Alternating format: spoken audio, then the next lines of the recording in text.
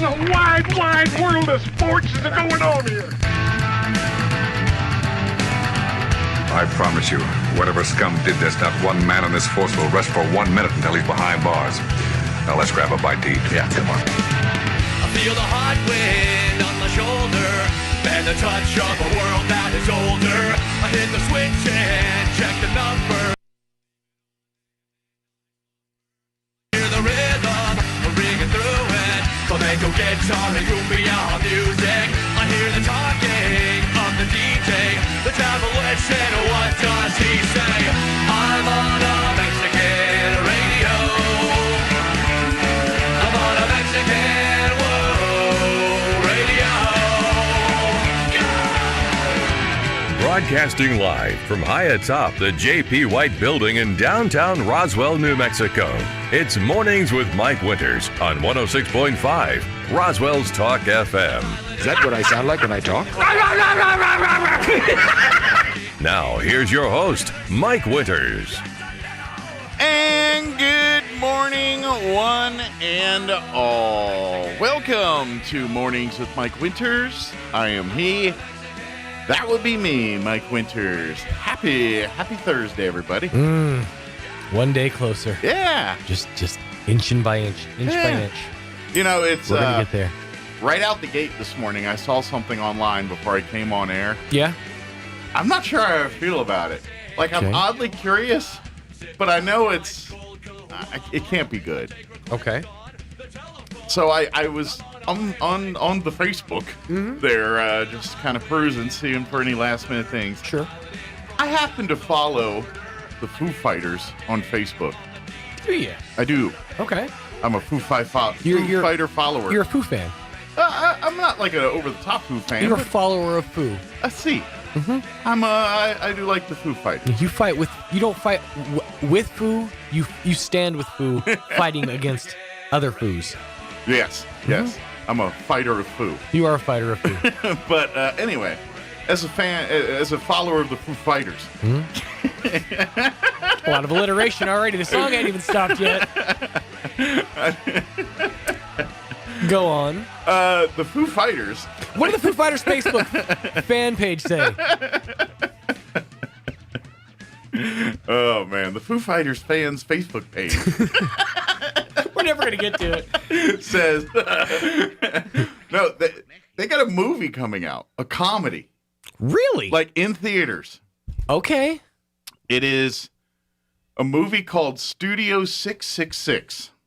Okay. It's a full-on comedy, like produced movie. Sure. It's in theaters February 25th, and it stars the Foo Fighters. Dude, it's a movie? I'd be down. I saw the trailer for it. It's on the Facebook Foo Fighter Facebook page. Okay. So, well, here's the thing. The premise of the movie, based on what I saw on the trailer, is the Foo Fighters. Foo Fighters. No, it's Christopher Walken explaining it. I feel very Christopher Walken every time I keep saying Foo Fighters. Foo Fighters. That's why I kept giggling, because in my head I'm just, why do I keep sounding like Christopher Walken when I say this? But the Foo Fighters. Because it must. Because I just cannot not say it that way. Oh, that's awesome. But anyway, no, the premise of the movie is the Foo Fighters are writing their next album. Okay. And I guess they're having, quote, writer's block. So is it... So... Well, you know what I feel like this is? They go to this house that apparently is a muse for writing metal music, but is haunted. And comedy ensues. That's the movie. I feel like this is like one of those, you know how they do like the extended album versions of like Beyonce did it when she did her album. Yeah, that's what I thought how they do like too. the movie it's like a cinematic masterpiece. So it's like 12 music videos set to basically it's about 90 minutes in length so they could release it in the theater. No, this is like a movie with storyline and actors. And actuals like stars.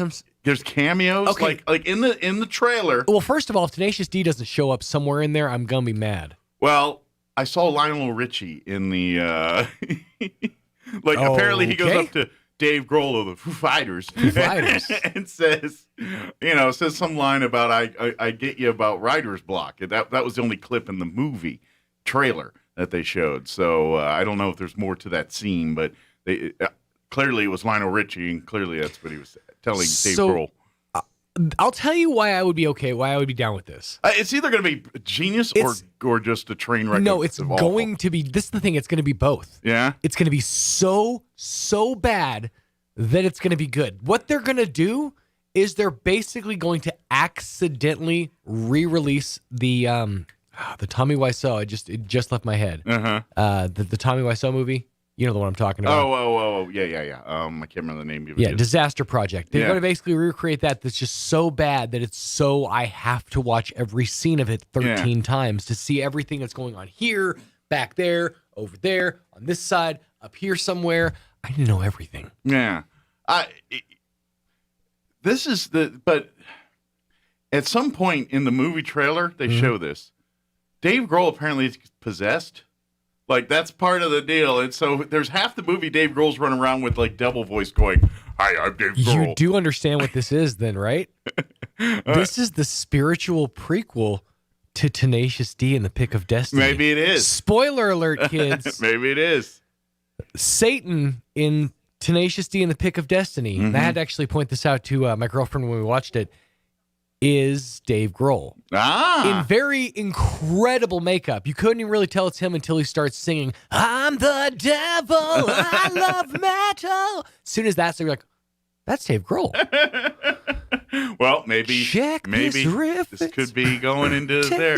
So I'm like, this is the prequel. This is how Dave Grohl became imbued with the power of the Dark Lord, and then taken down to the trenches, and then Paul F. Tompkins, who is the club owner, was then imbued with the spirit of Dave Grohl, who was imbued with it's Inception. Maybe. Basically. Or just it's a demon inside of a demon inside of a demon inside of Paul F. Tompkins. Or very close to intellectual property stealing, one or the other.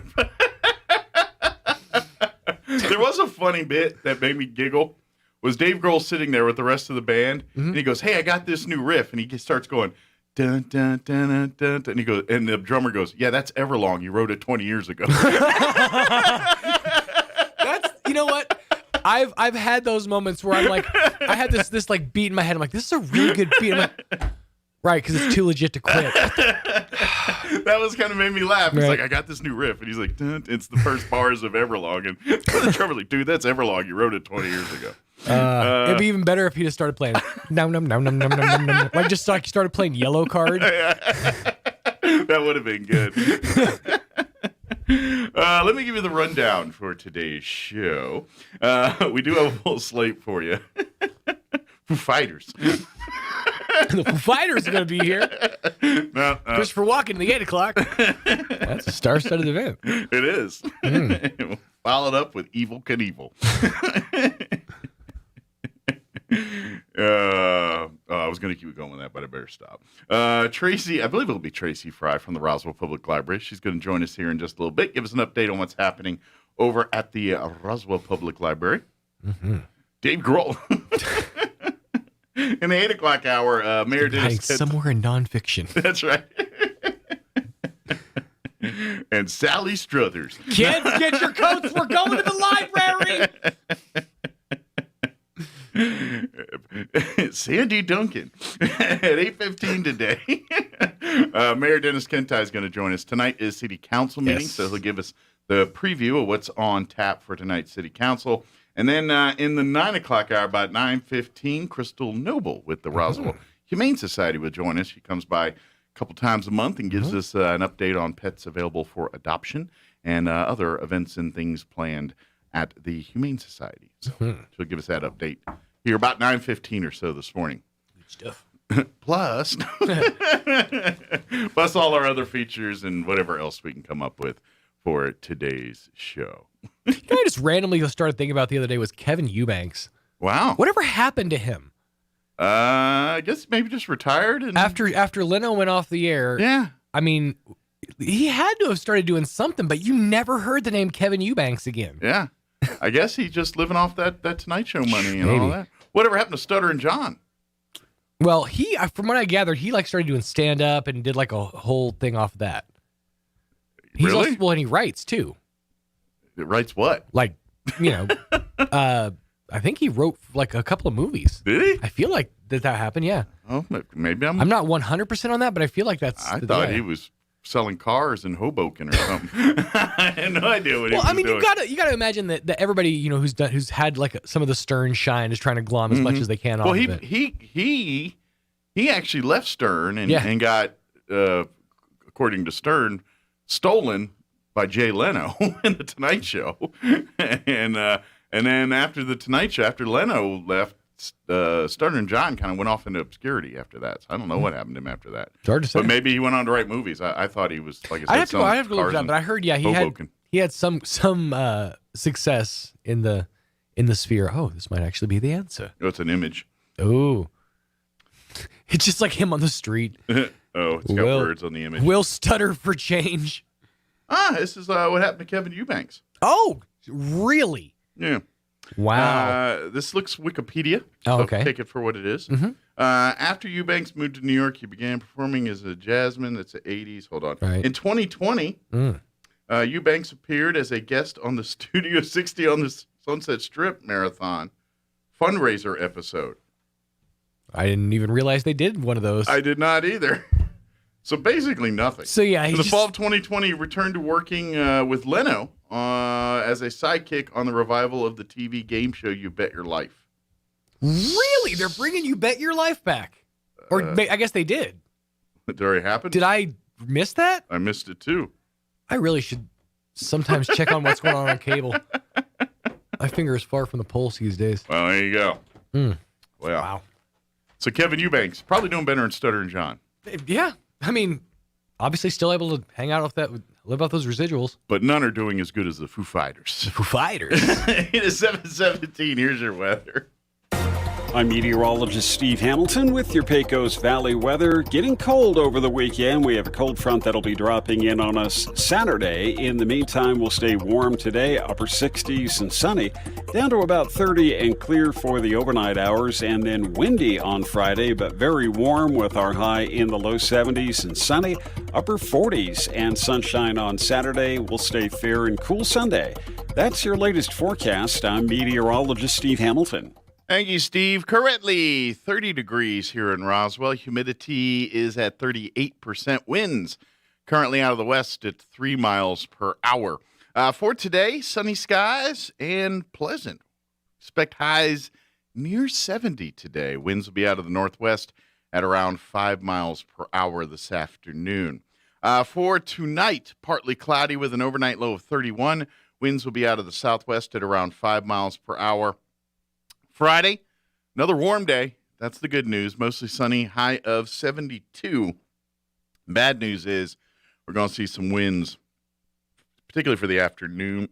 They're saying west winds 5 to 10 in the morning, but picking up 15 to 25 tomorrow afternoon. Friday night, partly cloudy, overnight low at 28 with north winds 15 to 20, so will remain breezy Friday night as well. And that brings cooler temperatures for Saturday for sure. Sunny skies, highs only near 50, 49 officially on Saturday. So we're going to see about a 20-plus degree drop there. North winds 10 to 15 miles per hour. It's a little warmer on Sunday, sunny, highs near 65. And then Martin Luther King Jr. Day, Monday, sunny skies with a high of 61. And then up near 70 again for Tuesday, then back down 10 more degrees Wednesday. So welcome. That's New Mexico winter. Just, one day you think you got spring and the next day it reminds you it's not. So that's how it works. All right. It is 7:19. We got a 3-minute commercial break to take care of. So let's go ahead and do that now. And then we'll talk with the folks from the Roswell Public Library on the other side. Don't go away. You're listening to Mornings with Mike Winters. Drive into a year that's new with a vehicle that's new or new to you from your friends at the Tailgate Nation. Roswell Ford's inventory of pre-owned vehicles is bigger than it's ever been, the biggest in southeastern New Mexico. More than 140 excellent vehicles on the lot, just about every make and model of truck, including the popular Ford Super Duty. Plenty of SUVs, too, as well as luxury cars and sporty cars. Something for every family and every budget. All carefully inspected and fairly priced. And all come with a 3-day money-back guarantee so you can buy without being shy. If you have a really nice vehicle, Roswell Ford wants to buy it. We'll appraise it in about 20 minutes. then make you an offer that's better than other places. And Roswell Ford is now taking orders in person and online for the new Ford trucks and SUVs that will be arriving soon. So get your new year started right with a vehicle that's right from Roswell Ford, the tailgate nation, corner of 9th and Main. When you think of home health care here in Roswell, what's the first thing that pops into your head? That's right, Frontier Medical. We've been doing it better than anyone else for over 20 years. From in-home nursing to physical therapy and so much more. Doctors and hospitals from Albuquerque to Lubbock and everywhere in between have been trusting their patients to us here at Frontier Medical. So when it's time to make a choice, remember Frontier Medical. 575-627-1112. Frontier Medical. Name to remember. Sure, you can inspect your own roof, get out that rickety ladder, crawl around up there and try to spot the problem until... Or you could call the experts at Do Right Roofing. Do Right Roofing has quality products for any type of roof. They can even install seamless gutters. Do Right Roofing will inspect your roof and give you a free estimate fast. Keep your feet on the ground. Call Do Right Roofing today. 575-623-2273. Let Do Right do your roof right. Find them fast in names and numbers. Serving part-time in the Army National Guard has led to a lot of firsts for me. The education assistance I received made it possible for me to be the first person in my family to go to school and graduate debt-free. That education helped get me to the first day at my dream job, a job that I can still hold while I serve part-time. That job, plus the other benefits possible from the Army National Guard, helped me become a first-time homeowner. Also, part of my role as a National Guard soldier means I know that I can be one of the first to respond and help my community if disaster ever strikes. I'm extremely proud that I get to serve my community, and that first step I took by joining the Army National Guard has made all the difference in my life. Talk to your local recruiter or visit NationalGuard.com to find out what firsts are available to you in the Army National Guard. Sponsored by the New Mexico Army National Guard, aired by the New Mexico Broadcasters Association and this station. Here's a Mornings with Mike Winters fun fact.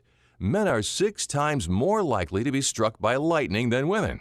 That's because men are 6 times more likely to wear a tinfoil hat in a thunderstorm.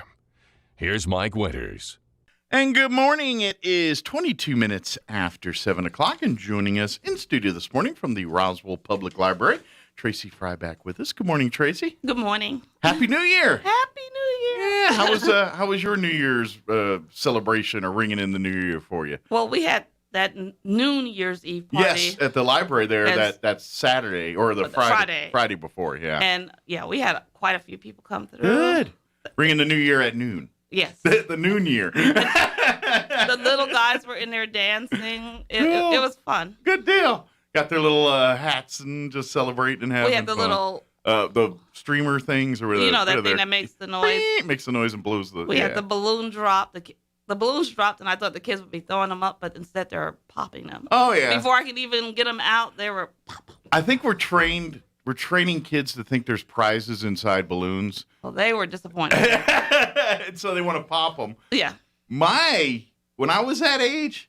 I was wanting to keep the balloon for a game of keepy-uppy with my brother at the house later. Which, yes. If you don't know what keepy-uppy is, that's when you run around the house and scare your parents while trying to prevent the balloon from touching the ground. Yes. And you keep jumping over the couches and everything in the house to do that, and that's why Mom gets mad at you. Yes. But your kids, you're like, we didn't have... growing up, Xboxes and everything. So you got a balloon. That was hours of entertainment right there. Yeah. But it's a different world now. Oh, yes.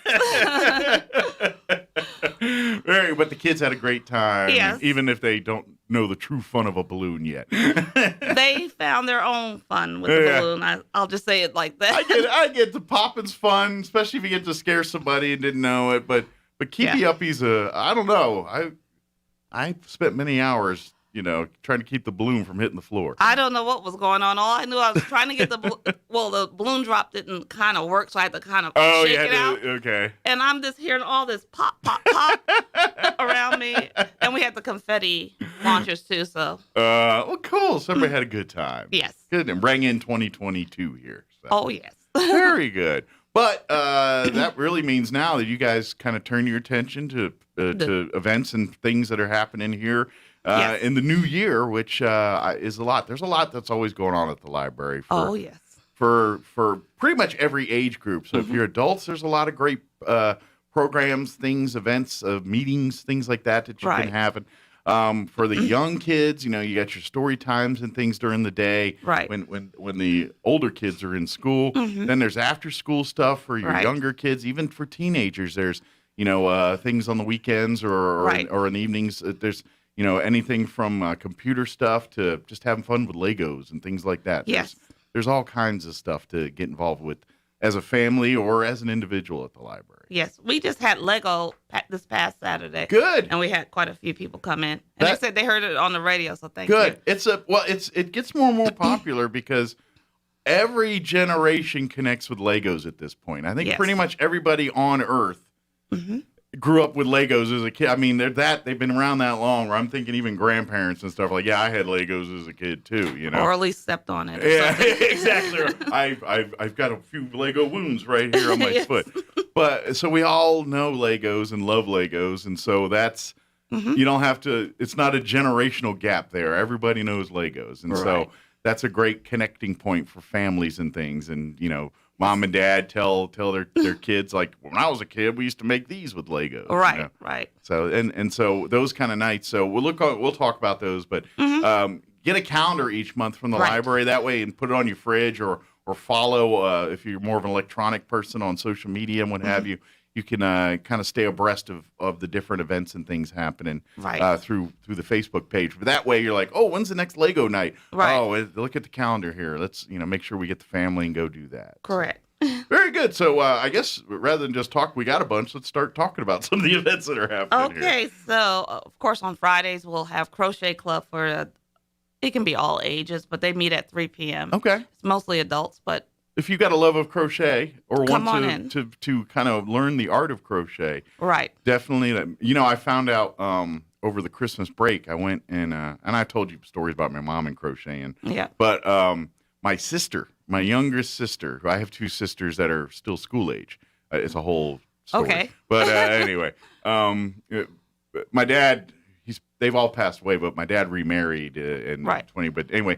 So I have two sisters that one's in high school, one's in 7th grade. So, but the 7th grader, Callie, she is now taking up crocheting. Oh, cool. And so she was crocheting while I was, and so I told her before I left, I said, for next Christmas, I want you to crochet me an Afghan for Christmas. That's what I want as my Christmas gift. So I kind of did that to make her stick with it. Yes. I was like, I want you to stay with this because that's it.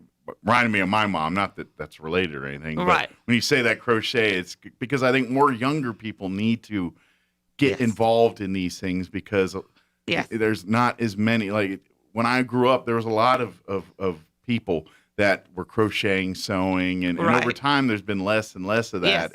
And I hate to feel that it's becoming a dying art form where people, like, if I can't order it on a line or have some. Eventually, there's going to be running out of people that still make the stuff if no one's picking up that tradition. So I'd love to see things like crocheting and things for younger folks, older folks, and maybe that bridge of a gap. Maybe you've got some folks who've been crocheting their whole life.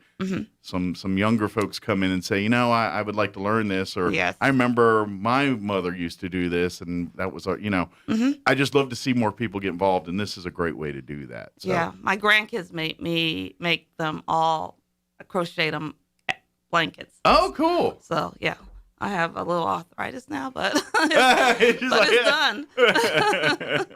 She's like, all right, maybe I'm gonna, maybe. I think you got to build a the endurance. Like calluses or something. It's because my mother, she must have had either arthritis crazy or she had just been doing it for so long that just something. It's just.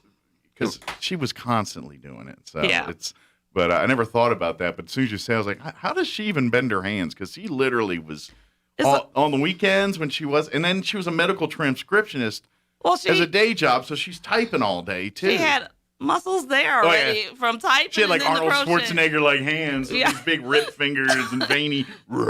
She says, "Mike, come here." That's right. I know. Your hands are on steroids. No, with that, but that's funny. So I got sidetracked there. That's all right. What's the date on the crocheting? It's every Friday at 3 p.m. 3 p.m. every Friday. There. Yes. So if you can't make it this Friday, no worries. Come on out next Friday. Exactly. And, whenever you have a free Friday, come in and start getting it. And hopefully the idea is you come every Friday. And now we got quite a little crochet group out there starting up projects or whatever they're going to do. So. Right. Cool. What's next? Okay, so this Saturday we're going to have a movie at the library. Okay. We're going to be watching Ferdinand. Okay. And that's at 2 p.m. That's the bull, right? Ferdinand the bull? Yeah. The one that likes the flowers. Yes. Okay. And so that's going to be at 2 p.m. We'll have popcorn. Everybody's welcome to come. So bring the whole family, come out, sit and enjoy a movie there at the library. Free movie. Yeah. Free popcorn, I guess, too? Yes. All right. So come and enjoy some free popcorn, free movie, and bring the family and sit down and enjoy it and spend a little family time together. All right. Good deal. Yeah. And, okay, we're closed on the 17th, which most businesses are anyway because it's Dr. Martin Luther King Jr. Day, yes. Right. Okay, the following Saturday, we're going to have board games. Okay. We moved we were doing things on Thursday, but we felt that we can get more people if we doing on Saturday. Okay. And so we're going to have board games from 11 to 2. Okay. And we just put out board games. You come and go events. So. Okay. So just, grab if your family comes in or you and some friends. Mm-hmm. Then you got there's the pile of games. Pick the one that you want to play and have fun with it, whether, Sorry or Clue or whatever's in the pile there. Right. Another thing I learned over this Christmas holiday, apparently they make like the classic board games, but like miniature versions of them. Like something you can maybe play in the car or something. Oh my goodness. Yeah, because I saw like the Game of Life was like that. And there was another game that was not Mousetrap, but something in that vein was and it was kind of miniaturized. And I was like, oh, and I kept asking, I was like, because the Game of Life one, somebody, my sister or cousin or one of the kids got it. Yeah. And I'm like, so has it got like the little pink and blue pegs? And yeah, it's kind of had the same, but it's a little scaled back version, but it was. That's cool. So I guess if you want to maybe teach younger kids the Game of Life, but don't want to get the full Game of Life already, this was like a miniature version. Or if you're in a car and you're like driving like you're driving to Albuquerque. Yeah. So the kids can be in the back playing that. Yeah, exactly. And then you don't have to spread out the big board game and lose, take up half the space in the back to do it. So yeah, I just happened to see them over there. So the full-size board games will be at the library. You don't need the miniature version. Yes, we have the full size. Plenty of room to spread out and get a table and play a board game. Yeah, you can stretch out, yes. Very good. What's next? Okay, so the week of the 23rd is Holocaust Remembrance Week. Okay. And so we were fortunate enough to get these free books. I forgot who we got them from. Okay. It's got about Anne Frank. So we're going to be offering the Anne Frank Diary of a Young Girl. Okay. Now, that's not the diary. Is that her book, Diary of it? Okay. Okay. I didn't know if that was like a book about the book or is the book. No, it's the actual That's book. the actual Anne Frank book. Okay, cool. And then Ellie Weisel's Night, we received a box of these books, and we're going to put them out. And if people are interested during the week of the 23rd, they can come in and pick up a free book. Oh, great. I think if you have never read the Diary of Anne Frank, they might need it for school also. Yeah, that's worth a pickup. You know, I mean, obviously some age appropriate on this here. If kids are really young, but the high schoolers, I'm sure. Yeah, absolutely. Yeah. And since we're just talking this real quick, if folks add this to your bucket list kind of thing. But if you ever get a chance to go sightsee in Washington D.C., a lot of people go to the mall and go see the Lincoln Memorial, Washington Monument, all the big ones. Right. Add to your list the Holocaust Museum. Yep. It's not part of the Smithsonian. It's there in the area, but it's not.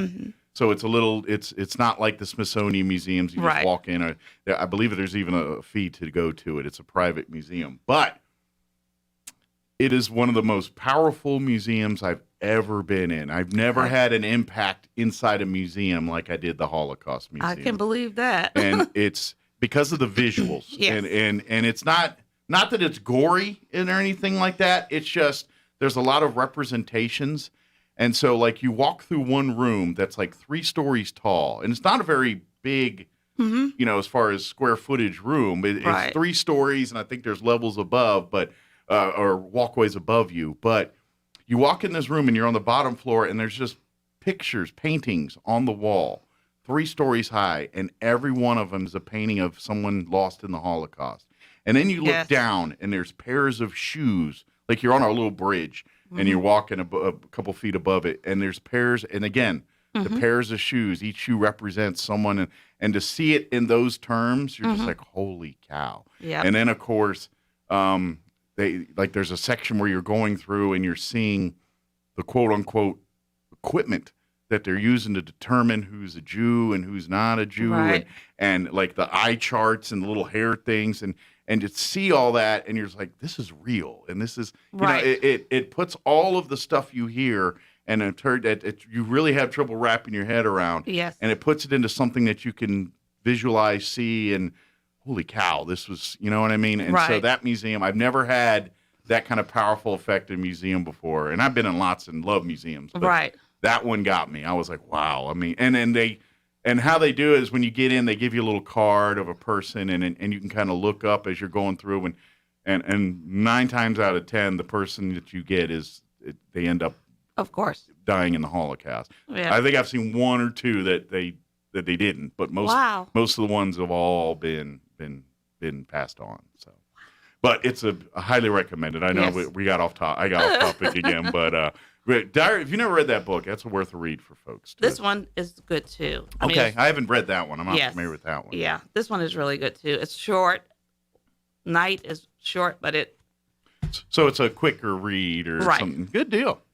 Excellent. So those are available now or the week of 23rd. Yes. Okay. And we'll have them sitting out when you come into the library, so you can just go pick up one. I guess in theory, if you want one today, you can go check one out if there's a copy available. These are for you to keep. Oh, these are keepers. Oh, these are keepers. Oh, okay, never mind. But if you want to rent it, if you want to borrow one, rent, borrow. Blockbuster Roswell Public Library. No, if you want to check one out there and read it, and then maybe come back on the 23rd, have your own copy. Exactly. That would be a great thing to do. Yes. Cool. Very good. What's next here? Okay, on the 29th, which is a Saturday, is National Puzzle Day. So we're going to actually put out puzzles. All right. And if you're coming through, you can just walk by and put a piece in. Yeah. Yeah. Or you can sit for a while, put a couple of pieces in. Yeah. Till you get frustrated and you can leave. Yeah. I doubt maybe there's going to be one person that stays there the whole day and puts a puzzle together. There normally is like one person, no matter what state you're in, that comes and specifically for that and puts the puzzle together. Nice. Yeah. Good for them. Yeah. I mean, I love doing puzzles every once in a while, too. I don't have an obsession with it. Like, I know there's some people, it's like, I got to have a puzzle going. And I'm like, no, I don't. I mean, it's fun. And to me, that's a group activity. Like, it's, you know, I mean, you could do it by yourself and everything. But to me, part of the fun is, you know, everyone, like, usually if someone's prepping a meal or doing something, getting ready for holidays, and then like everyone that's not involved in that process is sitting around the kitchen table with a puzzle going, and everyone, you know, it's 3 or 4 contributing. To me, that's like the perfect puzzle scenario. I used to sit and do a puzzle. It would take me a week or whatever, but and then I couldn't do anything else because I'm obsessed with this puzzle. And plus it takes up acreage. Like, so if you put it on the kitchen table, pretty much all things you normally do on the kitchen table are out until that puzzle is. And then when you get it done, you're like, what do I do now? I don't know. I don't want to get rid of it. I don't want to. But I can't just leave it here sitting on the kitchen table for a month. Leave it for a day. And then I guess some people actually go and get them matted and framed and all that too, which is pretty cool. But to each his own. Yeah, I don't know if that's still popular, but there was for a while there where people would, after they complete the puzzle, they basically get it framed and hanging on the wall and say, hey, I got a piece of art for $5 or whatever the puzzle costs. So. Yeah, now they're a little bit more, but I guess depending on the puzzle. Yes. Good deal. But what day was the puzzle day again? It's on the Saturday the 29th. All right. And it starts at 11 a.m. So come puzzle with us. Yes. If you like, you're more than welcome to come and puzzle with us. And if you're thinking that's puzzling, well then come on. Come over and check out what we're talking about. It's not so puzzling once you see it. Yes. Very good. What's next? Okay, we started this week because we still do our story times, our Mother Goose on Tuesdays at 10:30, and we call it Music and Movement on Wednesday at 10:30. Okay.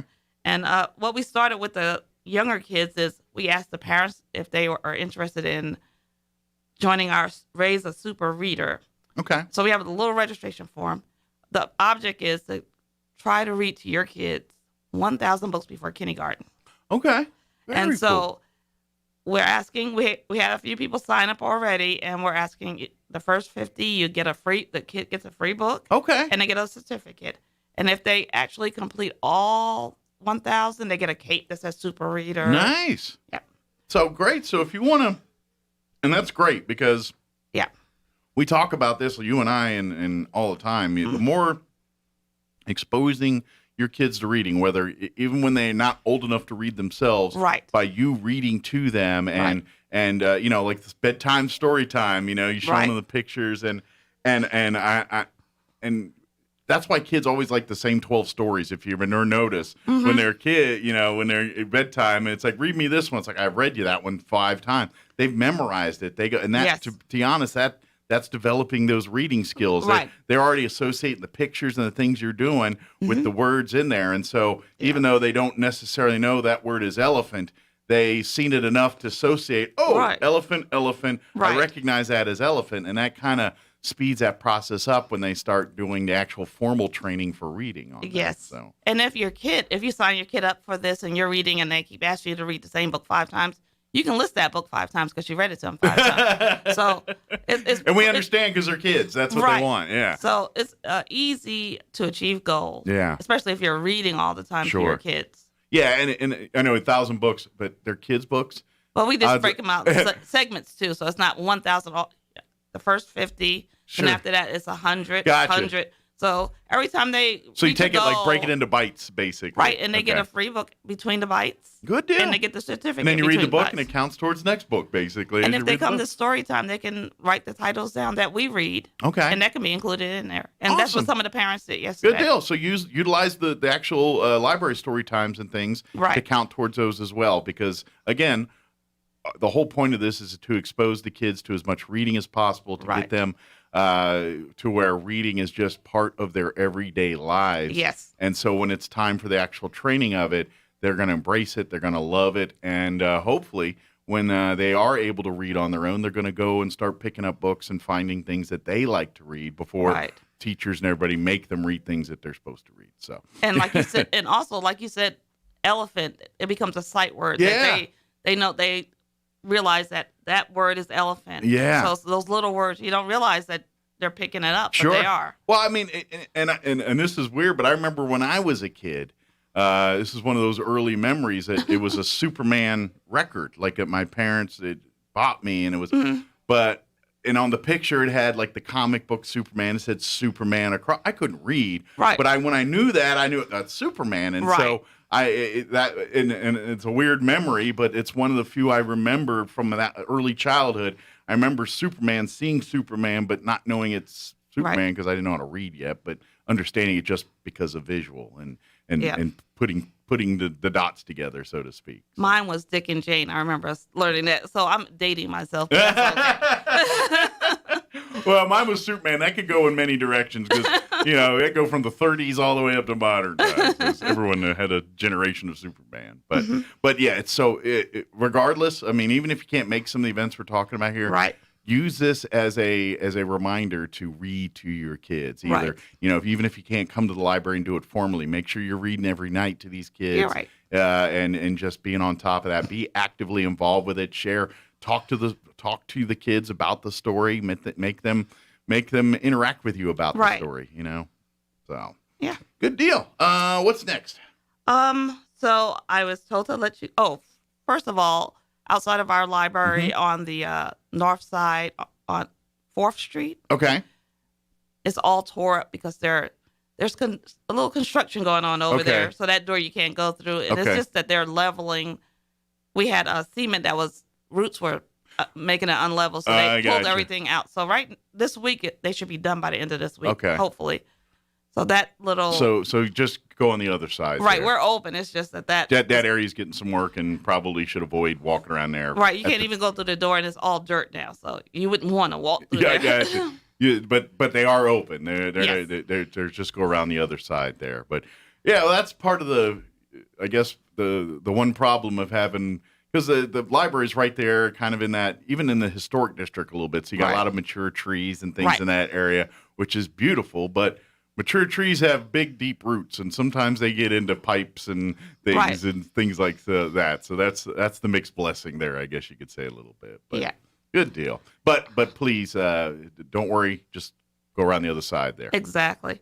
And then the courtesy of the friends don't help us get a new AWE learning computer. It's a game computer. Okay. And it's a learning game computer. Gotcha. And so thank you, Friends of the Library. Friends of the Roswell Public Library. Keep supporting them by going to their Books Again store there and on Richardson. Yeah, on Richardson. It's moved a few times. Used to be there on Second, but now it's over on Richardson there. But that's if you're a reader, that's your Shangri-La, because literally people donate books.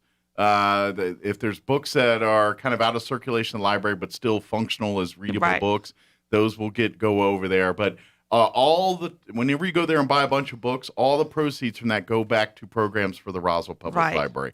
Like if they have guest speakers or things and the refreshments and all that. Obviously, they got some funds here to pay for this computer. Right. So when you go buy books over there, that's what they do, or if you donate books. And they have DVDs also, because we just donated a big old box. All right, so if you're looking for some DVDs, go check it. It's kind of a hidden little treasure every time you go over there. If you're a collector or looking for like owner's manuals, Chilton manuals, those kinds of books, they usually have a wealth of those over there. If you love those kind of, or cookbooks, recipe books, those kinds of things. And then just a quick note, like I know we're just past the holidays, but usually around the holiday season, they hold back brand new items that were donated, and they'll kind of keep them and make them available online during the holidays there. I know we're out of that season right now, but keep that be in your bonnet for future holidays here. So yeah, good deal. What else do we need to cover? And last thing I need to cover is that we're installing new flooring in the young adult area. Okay. So if you come into the library, you go over there, you'll see the carpet is pulled up, but we're replacing the flooring. Well, it's great. It's great to see that there's all this new stuff coming in and getting updates. Yes. Obviously, during COVID, the library was hit hard with that water pipe burst. And so that took a while to recover from. So it's just part of the maintenance of doing the building there. And but yes, so even though there's a little construction around the area, a little bit of stuff going on, please come on by. Enjoy. There's still plenty of quiet corners for you to read your book or hang out. This is a nice size library, so yes. Yes. So if you're looking for just a quiet place to study, no problem. We got you covered. Right. So, very good. Again, follow the Roswell Public Library on Facebook and Instagram. Yes. It's two great ways to stay up to date on events and things. And a lot of times I'll post pictures and things. So if you go to some of the events, hey, come back and look. Maybe you're on some of the pictures there from the events and things. And then, of course, like we said, if you go to the front desk there, and pick up the monthly calendar. Yes. You can grab that and then put it on your fridge. And that way, especially if you got the young ones and you're looking for events and things to keep them busy, particularly like if they're doing like the remote learning days and stuff they're doing now, and you need some added assistance there, the Roswell Public Library is a definitely great resource to help folks, even for tutoring or extra work there. And I just almost forgot to tell you that we restarted our STEM classes, so they are Wednesdays at 2:30. We'll have STEM classes. Okay. So every Wednesday you can come in. It's geared for grades third to fifth. Okay, so middle elementary school age children, if you're doing science and things like that, and I know they talk about like rocketry and all kinds of great STEM related. So it's when you hear STEM, it's cool. They do the cool stuff to say kids what kind of cool STEM related careers and opportunities are available through STEM. So that's great, especially if you've got kids that are maybe not really sure what they're kind of want to do and all those kind of things. And so this is a chance to get some of these third through fifth graders in and say, hey, this is what they do for the science and space and engineering or whatever particularly that topic is that day. These kids can get exposed to that. So it's and the elementary schools do get out early on Wednesday. So that's why we did it at 2:30, because we saw a lot more parents and kids coming in. Yeah. So that way, if you as parents are like, well, I can't go home with them yet. Well, let's go take them to the library and I'll finish up my day and do that. So, right. Cool. Very good. Did we get it all? Yes, we did. And good deal. And folks, come on down. Now, library is going to be closed Monday? Yes. For Martin Luther King Jr. Day on the 17th. And we're always closed on Sundays. Yes. So, but regular hours outside of that. It's normally Monday through Thursday, 10 to 7, and Friday and Saturday, 10 to 6. Very good. But they will be closed this upcoming Monday for Martin Luther King Jr. The book, the drive-through drop-off is always open 24/7. So you can drop off books even on Martin Luther King Jr. Day there, and no problem. They'll take care of you. Mm-hmm. Well, as always, appreciate the visit, Tracy. And Thank you. We'll see you here next time. And don't work too hard and look for more fun stuff happening at the library. Yes. And get out there. Have some fun. Come.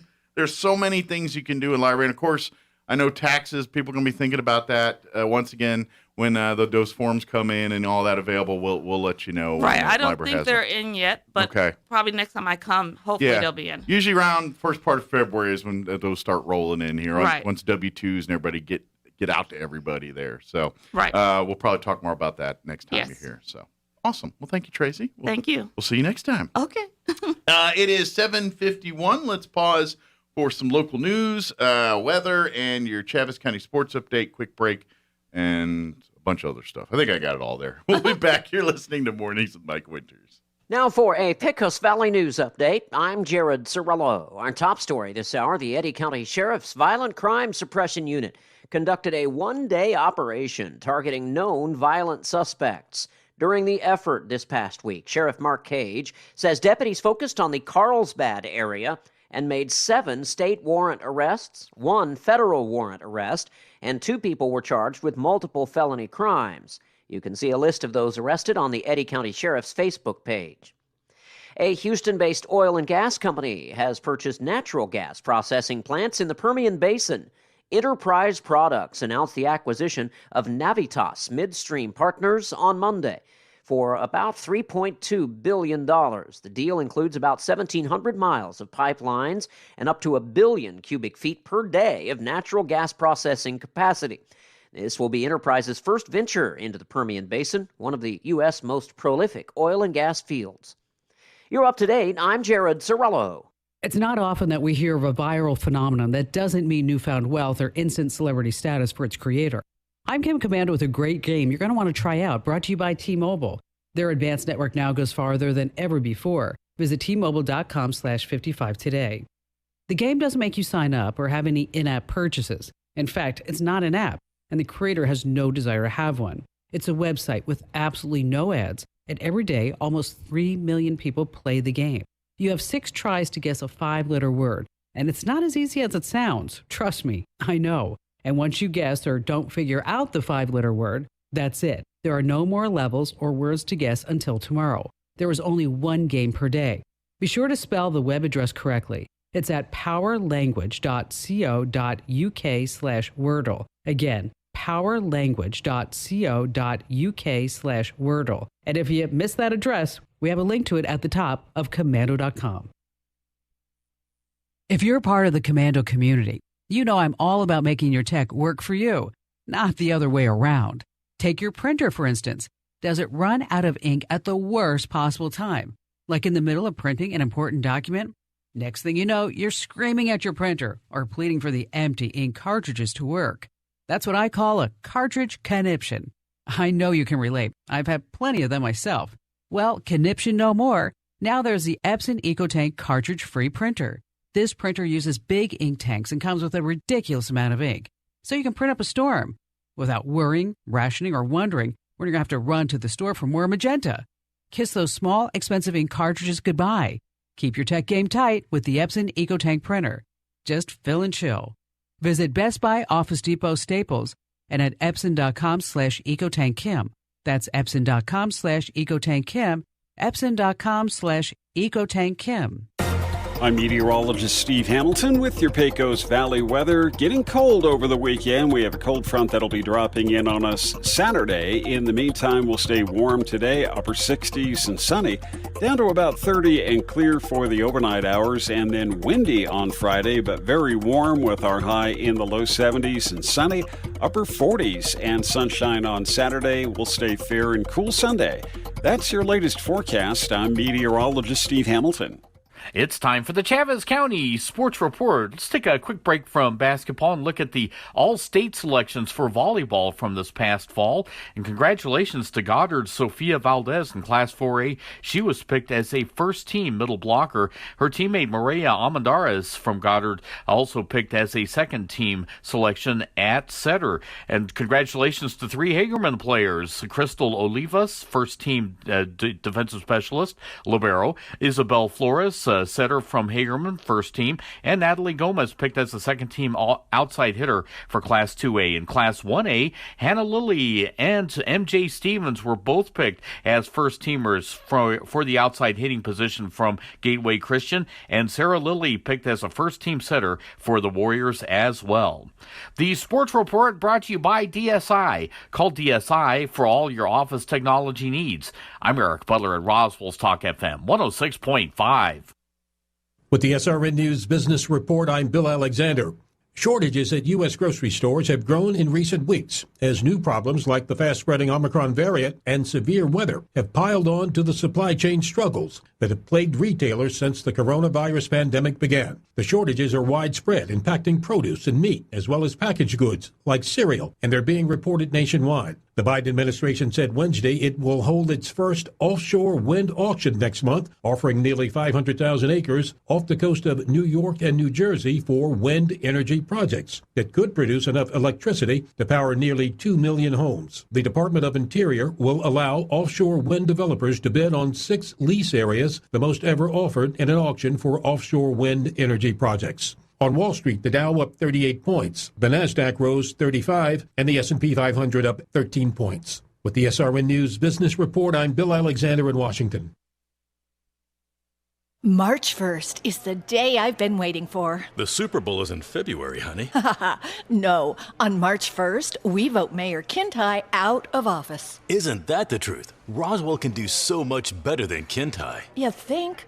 On his watch, fees went up everywhere. At the adult center, at the zoo, even at the veterans cemetery. Not to mention the murder rate has more than doubled the past 4 years. And Kintai proposed that $35 million public safety complex with no plan and no land. Thank goodness we rejected that boondoggle. Well, luckily, Tim Jennings is running for Roswell mayor. That's right. Tim's the man for the job. Tim Jennings is a leader. He served Roswell honorably in the state senate and delivered. He'll keep taxes and fees low and fight crime by putting more officers on the streets. Mayor Tim Jennings. I like the sound of that. Honey, I'm putting Vote for Tim on the calendar for March 1st. It's a date. Paid for by Tim Jennings for mayor. At Anderson Bethany Funeral Home and Crematorium, we honor and pay tribute to the achievements of your loved one by celebrating the life you shared together. Anderson Bethany Funeral Home and Crematorium is compassionate and cares about our local community and the families we serve here in southeastern New Mexico. Locally owned and operated, we will be here to help you decide how to celebrate the bond you've shared and pay tribute to the unique individual you've lost. Visit us at 2609 South Main in Roswell or call 622-5888. Having trouble keeping up with the conversation? Here on Earth Hearing Center can help. Here on Earth is locally owned and operated and have been serving Southeast New Mexico since 1955. Let their experience help you with a free hearing assessment. If you do need a hearing device, they will guide you through every step of the process. They accept all types of insurance, including Medicaid, and all of their devices are made right here in the USA. Call and schedule your appointment today, 575-622-0375, or come by 2800 North Main, Suite 2, across from Target in Roswell. Here on Earth Hearing Center, get back in the conversation. Here's a Mornings with Mike Winters fun fact. You burn more calories sleeping than you do watching television. For the ultimate workout, fall asleep in front of the TV. Here's Mike Winters. And good morning. We're closing in on 8 o'clock. Town Hall News coming up here in just a few seconds. Stay tuned next hour. About 8:15 or so, Mayor Dennis Kintai is going to join us. Tonight is City Council meeting happening at the Roswell Convention Civic Center. They're in the City Council chambers, 6 p.m. this evening. So Mayor's going to join us here in just a few. We'll get the rundown and what's on tap for tonight's City Council meeting. So that's coming up next hour. And then we'll go to the pets in the 9 o'clock hour at the Humane Society. Stay tuned. You're listening to Mornings with Mike Winters. Your home for Coast to Coast AM in Roswell, 106.5, Roswell's Talk FM, KEND, Roswell, New Mexico. News this hour from townhall.com. I'm Rich Thomason. The number of Americans applying for unemployment benefits hits a 2-month high. Applications rose 23,000 last week to 230,000. That is the highest level since mid-November. Calling the committee illegitimate, the House Minority Leader insisting he will not cooperate with the Democrat-led panel investigating the U.S. Capitol riot. Republican Kevin McCarthy's statement comes after the committee sent him a letter seeking what it terms his voluntary cooperation with the investigation. The Congressional Committee investigating the January 6th Capitol riot asked House Republican Leader Kevin McCarthy for information about his communication with former President Trump. The chairman of the committee, Mississippi Democrat Benny Thompson, said McCarthy told a news outlet that he had a, quote, very heated conversation with the former president on January 6th. Thompson said McCarthy was reportedly communicating with former White House Chief of Staff Mark Meadows in the days before the attack and with Mr. Trump while the building was under siege. The committee has asked for a meeting with Mr. McCarthy February 3rd or 4th during the week of February 7th. Bernie Bennett, Capitol Hill. President Biden will be meeting today with some key Senate Democrats, a closed-door session to plot strategy aimed at winning approval of the Democrats' voting and election legislation. In a memo obtained by the AP, Senate Majority Leader Chuck Schumer outlines a plan to hold debate that could stretch for days. His proposal comes as Democrats seek ways to actually pass the measures because of the 50-50 split in the Senate. The lengthy debate would still not solve the fundamental problem. Democrats lack any Republican support, as well as the backing of Democratic Senators Joe Manchin of West Virginia and Kyrsten Sinema of Arizona for a rules change to allow passage by a simple majority. Tim McGuire, Washington. Stocks higher on Wall Street this hour. Right now, the Dow's up 137 points, NASDAQ ahead 42, and the S&P 11 points higher. More on these stories at townhall.com. When was the last time you watched your home movies? If you're like most, there's a box in your closet of videotapes, film reels, and photos that don't get watched. Worse, they're degrading. Hi, I'm Nick. And I'm Adam. 10 years ago, we started Legacy Box to help families convert their aging media to digital. Here's how it works. Fill Legacy Box with your camcorder tapes, film reels, and photos. We professionally digitize and send them back on DVDs, thumb drives, or the cloud, ready to watch and share. Legacy Box is the world's largest, most trusted home movie and photo digitizer. Over 450,000 families have used Legacy Box, and we've been featured on Good Morning America, Rachel Ray, and The Today Show. Dust off those recorded moments and preserve your family's history so it can be easily passed down for generations. Experience peace of mind and enjoy reliving the glory days. Order your Legacy Box today. Visit legacybox.com/lbox for a limited time to get 40% off your order. That's legacybox.com/lbox for 40% off. legacybox.com/lbox. Novak Djokovic remains in limbo even after being included in the draw for the Australian Open. The tennis star may be deported from Australia for not taking the COVID vaccine. Novak Djokovic has been drawn against fellow Serb Miomir Kekmanovic as the world number one waits for a decision about whether he'll be deported. Djokovic, who's been training at Melbourne Park today, has admitted to providing incorrect information on his travel declaration form, which he blamed on his agent. He also revealed that he did an interview with the French publication L'Equipe after he knew he was infected and didn't wear a mask for a photo shoot. The immigration minister's office said he was still considering the information provided by the player's team. The BBC's Shaima Halil. France will admit vaccinated travelers from Britain without having to self-isolate or offer a valid reason for the trip, that according to the French Prime Minister. News and analysis, townhall.com.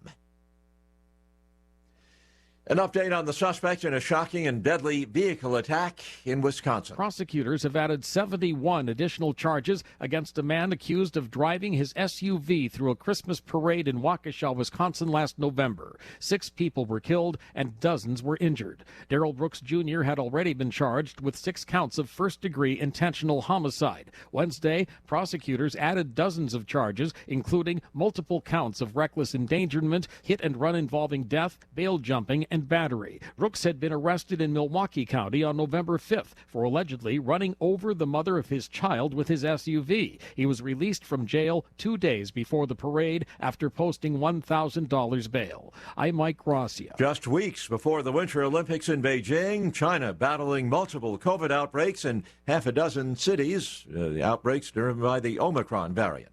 More on these stories. Townhall.com.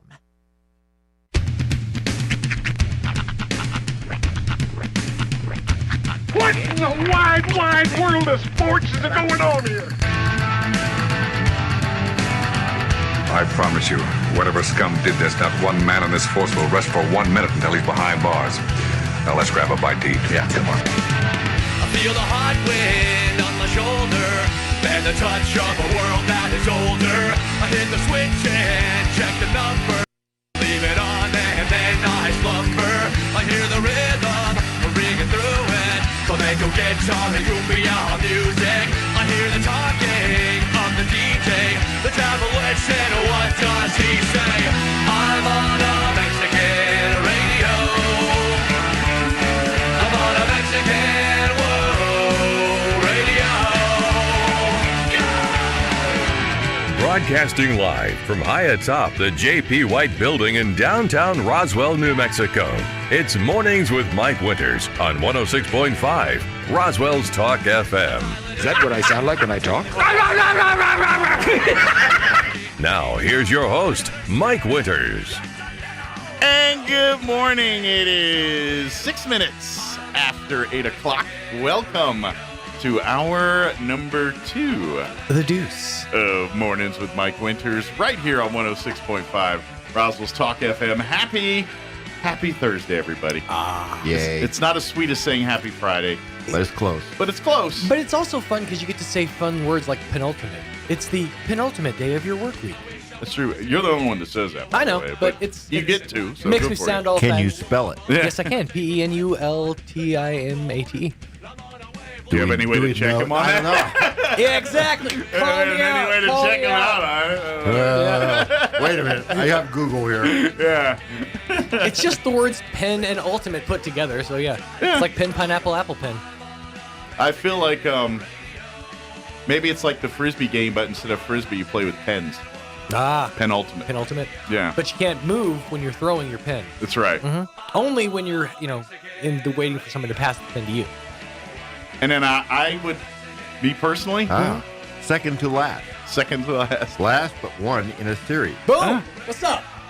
Penultimate. What's up? Wow. Penultimate. There you go. There we go. Somebody got a dictionary for their birthday. It's my word-a-day toilet paper, and it serves its purpose. Yeah. Speaking of which, I haven't consulted my Bob Ross. Tomorrow's is bequeath. I do like to bequeath things. It's fun. What's today? What is today? Today would be... Oh, good question. What is today? Today is We're the so 13th. far removed from payday, I don't even remember. It's 13th. It's Thursday the 13th. It looks like we just get a Bob Ross painting today for the 13th. That's Ooh, all right. It looks more of an island fair. He paints a palm tree. Ooh, that's lovely. So if you'd that like is to see. lovely. Yeah, you're You're showing the I'm showing screen. you all. Let me show you. There you go. That's our Bob Ross from the Bob Ross calendar. Because sometimes happiness takes a trip to the islands. I don't see a lot of him doing work with palm trees. So that's Yeah, it didn't happen very often. This was vacation. That's a rare gem for the. I don't know why I put emphasis on that part of the. This was vacation. Foo Fighters. Fighters. Foo Fighters. You just heard the voice of Mayor Dennis Kentai. Again, I know I'm getting good with that impression, but that ain't it. I'm just Nope, kidding. it ain't it. Mayor's going to join us here. Tonight is City Council meeting. Yes. 6 p.m. at the Convention Center there in the City Council chambers. The public, as always, is encouraged and invited to attend. But Mayor's here, and we're going to give you the rundown of what's on tap for tonight here. And, I know this is bad jinxy area. But don't go there. Don't do it. Just don't do it. He only has a couple pieces of paper in his front. Well, actually, They're I both got this double-sided. printed out for me. It's large print, and it's on both sides. So, actually, yeah, it doesn't look too horrid. Okay. At this point. All right. Well, good. But I don't want to jinx anything. I'm just saying. Yeah. I made an observation. He's only got a couple pieces of paper in his hand. You know, if you guys want to drum up some more interest in city council meetings, I have an idea for you. Wait a minute. Does this involve alcohol? It doesn't or actually. young women? It doesn't. All you got to do, it's really about branding. See, we have a brand. It's called Alien. Right. I watch a lot of pro wrestling, and you get like your regular wrestling shows, right? You know, your average like Wednesday night shows. Every now and again, they'll work in like a special show, and they'll call it like War Games or Holiday Bash or something like that. So what we need to do is we need to brand it. I'm thinking like you know, some great entrances, maybe like you know, a facade, like right as you walk. So give each like the mayor and each councilor like a walk up music and the whole. Are we talking about? Can I say that the E word? We kind of have that going right now, but we're not going to talk about that. That's right. All I'm saying is, if we can work up some entrance music, I will do your entrance. I'll do your commentary. They can give me the microphone, and I'll stand right there in the middle. Oh my and gosh! Coming to the chambers. That? Hey, do it for Leadership Roswell's. The man, the myth, the legend. Ken the Killer Kentai. Well, that only works if all the city council and the mayor go in full costume. Yeah, it's like you can't roll up which is why I call him Ken the Killer Kentai. See, you got but I need absorb that, a persona. I get that Men in Black thing. Yeah, I'd have to be in the MIB outfit. I like it. Yeah. Although I'm thinking leather and studs and fur. The lights go down. You see police siren, like police lights go up. No, just think of it with the glasses and the black tie. Or go Road Warrior and just go with the makeup and a singlet. Right, not even a singlet, just the little bikini briefs. Smoke machine and flames, lots of paint. Yeah, after I lose 50, tie the armbands, 50 pounds. The colorful armbands on the arms there. Yeah, you got get everybody on city council a different belt that they can like defend each week. Yeah, do the Ultimate Warrior when they give their presentation. So okay. These are all ideas. Just throwing them out there. You got to throw stuff against the wall to see what sticks. Not working for the city. That's why he's not working for the city. But I'm surprised he's working here. But hey, that's another story. we can do that here. But my services are available. I'm just saying. Yeah, that is an idea. Although not he's been working on a good one, but it is an idea. He has been working on his Michael Buffer, so maybe he can do some, ring announcements. For the thousands in attendance and the millions watching around the world, ladies and gentlemen, let's get ready to stop. Yeah, I can't stop right there. I was going to say, then we get into copyright infringement. That's right. Yeah, Michael Buffer will sue us. As long as you don't finish it, you're good. I could have been saying. Did I walk into the Twilight Zone? What happened here? I could have been saying rummage through the bins at the Goodwill. Fifth cup of coffee into him there. He's got some caffeine coursing through the veins. There you go. But yes, so we're going to talk city council this hour, and then later on we'll get you up to date with local news. Your Sean Hannity. No, that's the next hour. Town hall business and whatever else we can come up with for this hour of keep the everybody show. Keep everybody interested. Yeah. But I do want to, we were joking aside. The meeting is open to the public. Yes. You come out to the meeting. If you don't want to be there physically, you can watch the meeting online through the city's website, roswell-nm.gov. And even if you'd like to speak during the meeting, if you got there's a link through the GoToMeeting link that you can get in the queue to do that. So basically, there's like two ways remotely. One is you just kind of watch, which is kind of like the old days when we used to be on cable. Yeah, passively, like turning on a TV and sitting there. Or you can go and interact through the internet, and it's kind of like remote participation. That way you can sign up if you wanted to ask a question or make a statement. Yeah. When we get to some agenda items. If you want to make a statement on any of the agenda items, either in person or online, it needs to be done before 6 o'clock. Gotcha. Because that's when we start, and that's when the city clerk hands me the list of who wants to speak. That's like the final agenda for the meeting. Yeah, it's like so I know what's going on. If we try to do people afterwards, I'm in the middle of trying to keep things rocking and rolling, and it gets too confusing. Yeah. So just just get there before 6, or get on before 6. Absolutely, and because once 6 hits, Yeah. Mayor will get a kick out of this. So let it be written, so let it be done. Ooh. The list is finalized. So mote it be. So let it be So it is written, so it shall done. come to pass. There we go. Is that copywritten? I don't know. Feel free to use that. I just invented that. Well, you know what that's from. Yes. I just coined it myself. 10 Commandments. These 5 commandments. It was these 15. That was a different movie. That was right. These 15. These 10 commandments. 10 commandments. All right. Different movie, but you know.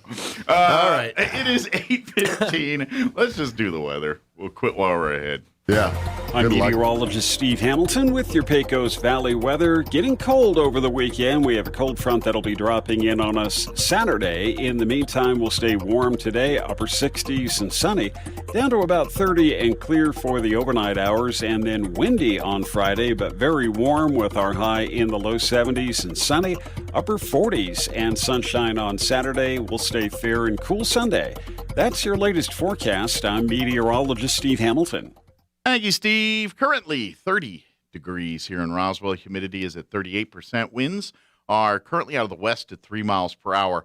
Nice today. Sunny, highs right around 70. Winds will be manageable out of the northwest, 5 miles per hour. Today's a beautiful day. Yeah. Partly cloudy tonight with an overnight low of 31. Southwest winds at around 5 miles per hour. Friday, good news, bad news. Good news, mostly sunny, highs of around 72 once again. So that's the good news. Bad news is it'll be a little breezy. 5 to 10 mile an hour winds in the morning, but picking up 15 to 25 for the afternoon. 15 and 25 is nothing here. Not Come too on. bad. No. Not too bad, but it is bringing colder temperatures. Partly cloudy Friday night, overnight low of 28. Winds will remain breezy out of the north, 15 to 20. And then Saturday, we're going to see a 20-degree drop. Wow. Sunny, highs only 49, so near 50 on Saturday. Good news is winds will be calmer out of the north, 10 to 15 miles per hour. Saturday night, a matter of fact, I forgot to mention this. That wind on Friday, they've issued a fire weather watch from noon to 7 tomorrow because of that. I imagine they may upgrade that to warnings or whatever here tomorrow, but just putting that on your radar. And then, like I said, cold Saturday. Saturday night, overnight low at 18, so that's going to be a little chilly overnight. And then we'll be back in mid-60s on Sunday, sunny and 65. And it looks like Martin Luther King Jr. Day will be 61 and sunny on Monday, and then pushing 70 like Tuesday of next week again. So okay. It's a short-lived little cold spell, but it's coming. It is 8:17. Let's go ahead and take about a 3-minute commercial break, and then on the other side, Mayor will join us, and we'll preview tonight's city council meeting. Don't go away. You're listening to Mornings with Mike Winters. Times are changing, and today's funerals aren't always the sad and solemn events you might expect. This is Gabriel Casaus from Lagrone Funeral Chapel. Along with hymns and scriptures, today's funeral services are often filled with fish stories, country songs, and a joke or two, golf clubs and hot rods, favorite recipes, and kitchen disasters. At Lagrone Funeral Chapel, we believe a funeral should reflect your loved one's personality, passion, and sense of humor. When you lose a loved one, we're here, because at Lagrone Funeral Chapel and Crematory, we make it personal. 900 South Main, Roswell.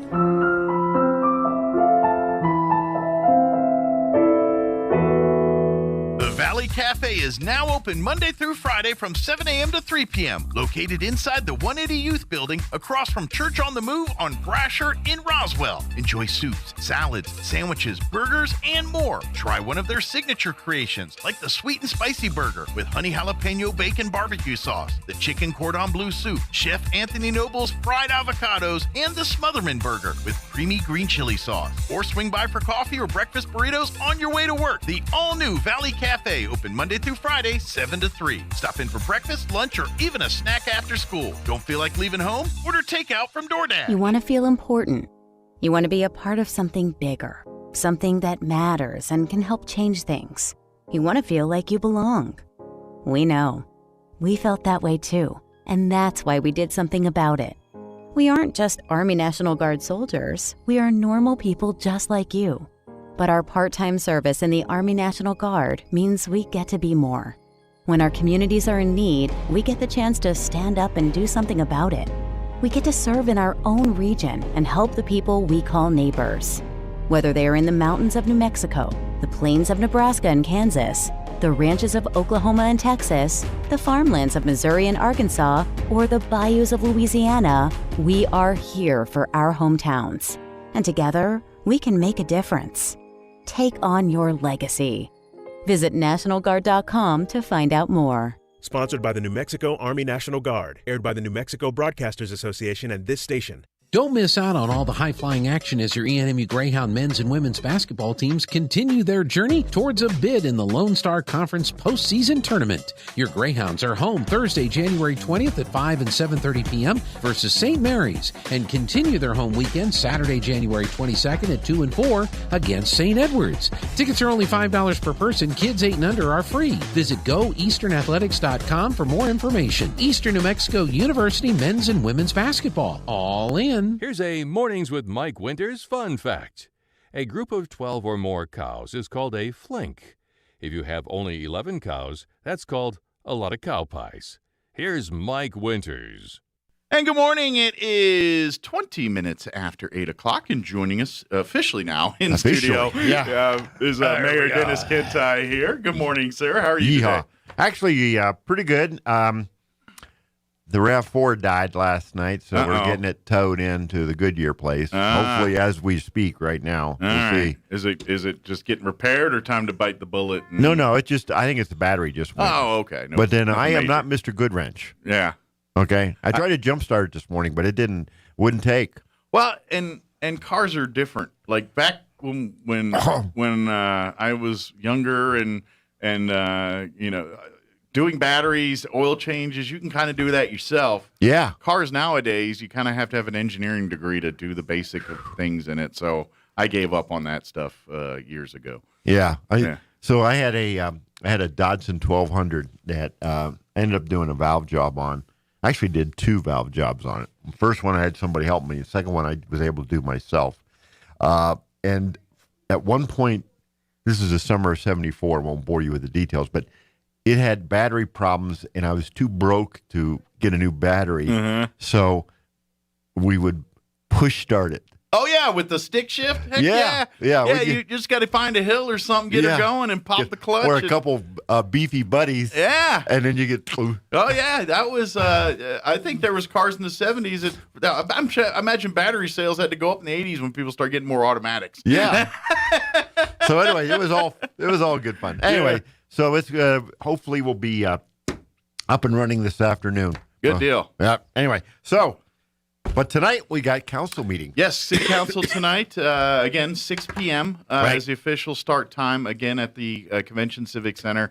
Public is always invited and encouraged to come be a part. And so tonight I hesitate to say this. The agenda is not too heavy. Okay. All right, not too heavy. Now I've been bitten before on that, but. We'll give it a shot. We start off with the normal procedures, with approval of the agenda, et cetera, et cetera.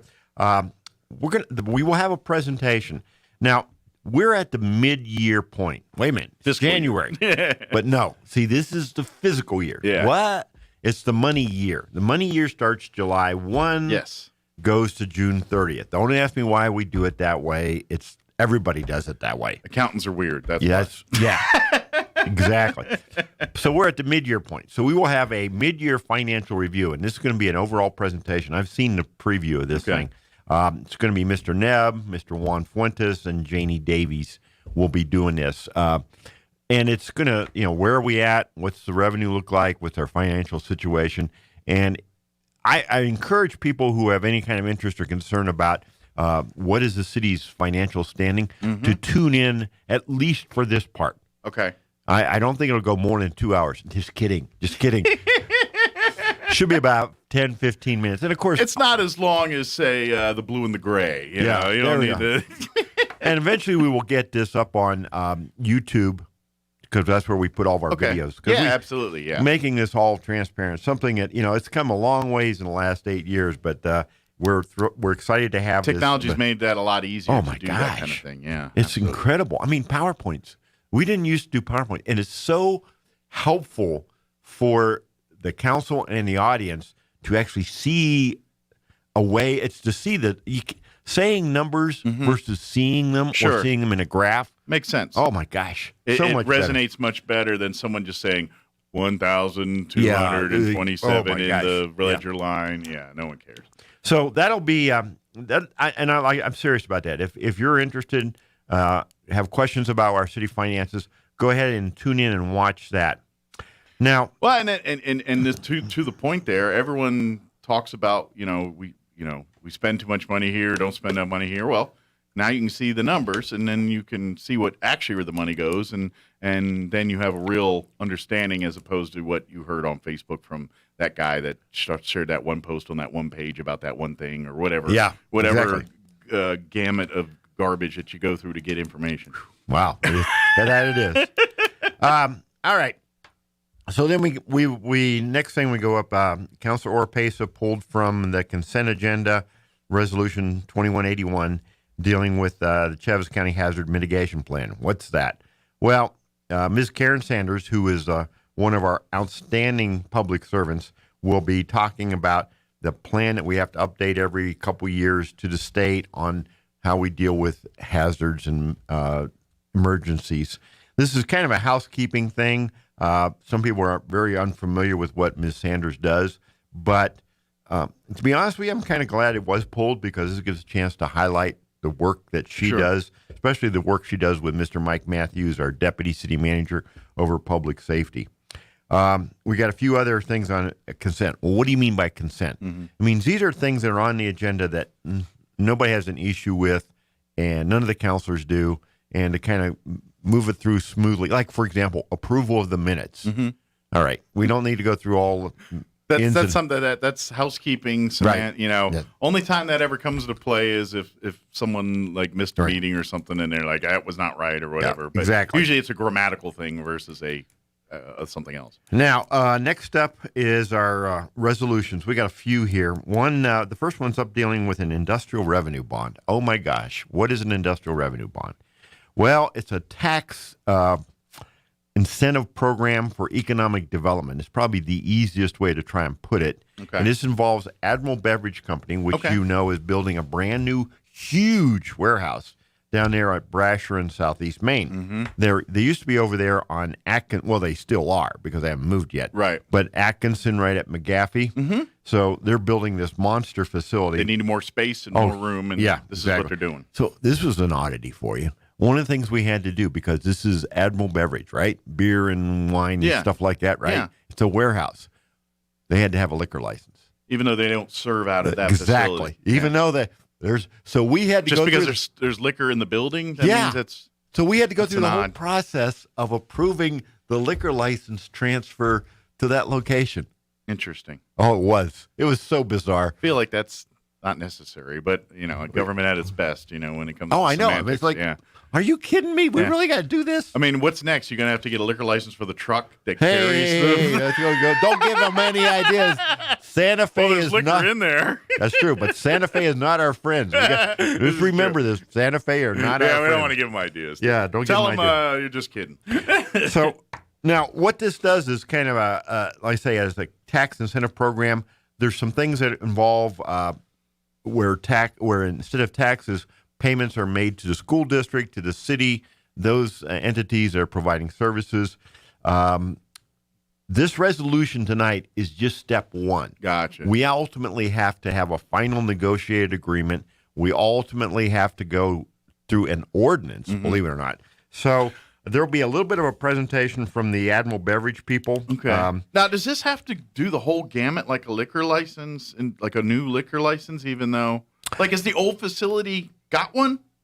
You mean IRB or a liquor license? Yeah, whatever they needed for the new one here. Yeah, they had the liquor license there, so we had to move it over to. We had a new liquor license. So it's more of a transferal versus applying for, because I know applying for a new one outright is a way pain in the butt. We still had to go through all these hearings and everything. Yeah, it's semantics, but I was just making sure because I know the process of moving one is not nearly as complicated as getting a brand new one outright. Keep telling yourself that. At least price-wise, right? Isn't it more expensive to get one brand now new? they changed the liquor laws. Like everything under the sun is now. It's I screwed can't up. keep I it know up. that. I know the liquor laws in the state of New Mexico are all kinds of screwed up and convoluted compared to other states. Other states have got it so much streamlined better, but well, anyway, I have thoughts on that too. But the more convoluted you take, the more people can put their hands in the pocket. That's another story for another time. Yep. So we will have basically what this is saying. It is the city's intent or our plan, or we are going to look into doing an industrial revenue bond. Doesn't mean we're issuing one. Gotcha. It's we're saying we're going to start the process. Right. We're telling you that we're telling you what we're about to do because that's how we have to publicly tell you. There'll be more steps. Yeah.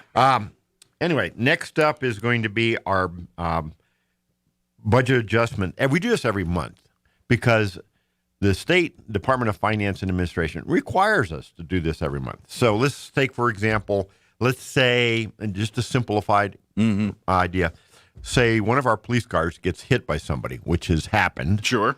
Twice in the last week or so. I was going to say probably more often than you think. Yeah. Like, are you kidding me? What's wrong with these people? Don't they see a police car? Anyway, they hit the car.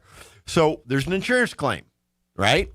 So the insurance money that comes in is now money that we had not budgeted to have come in. Okay. So now we have to adjust our budget to show the new revenue. Okay. Conversely, if we end up expending more, say if you want to repair the vehicles, it's not quite down this fine, but what I'm getting at is an unplanned expenditure that wasn't in the budget we passed in July. If it's something new now, like, for example, say we had a roof problem at the museum, and now we're going to have the museum fixed. We've got money, but we haven't allocated it to repair the roof. Gotcha. We have to adjust the budget. Makes sense. We could do this every single month. Well, every month. Again, it's that transparency thing, but because it's so transparent, it becomes over the top minutia, basically. And that's I never thought about it, but I imagine it could be quite expensive for someone's insurance company if you hit a police car, because police cars are a lot more expensive than our cars. No kidding. You're telling me all those lights and the siren stuff? Oh, my gosh, that stuff is... Although, in fairness, it's probably going to take a beating better than your car.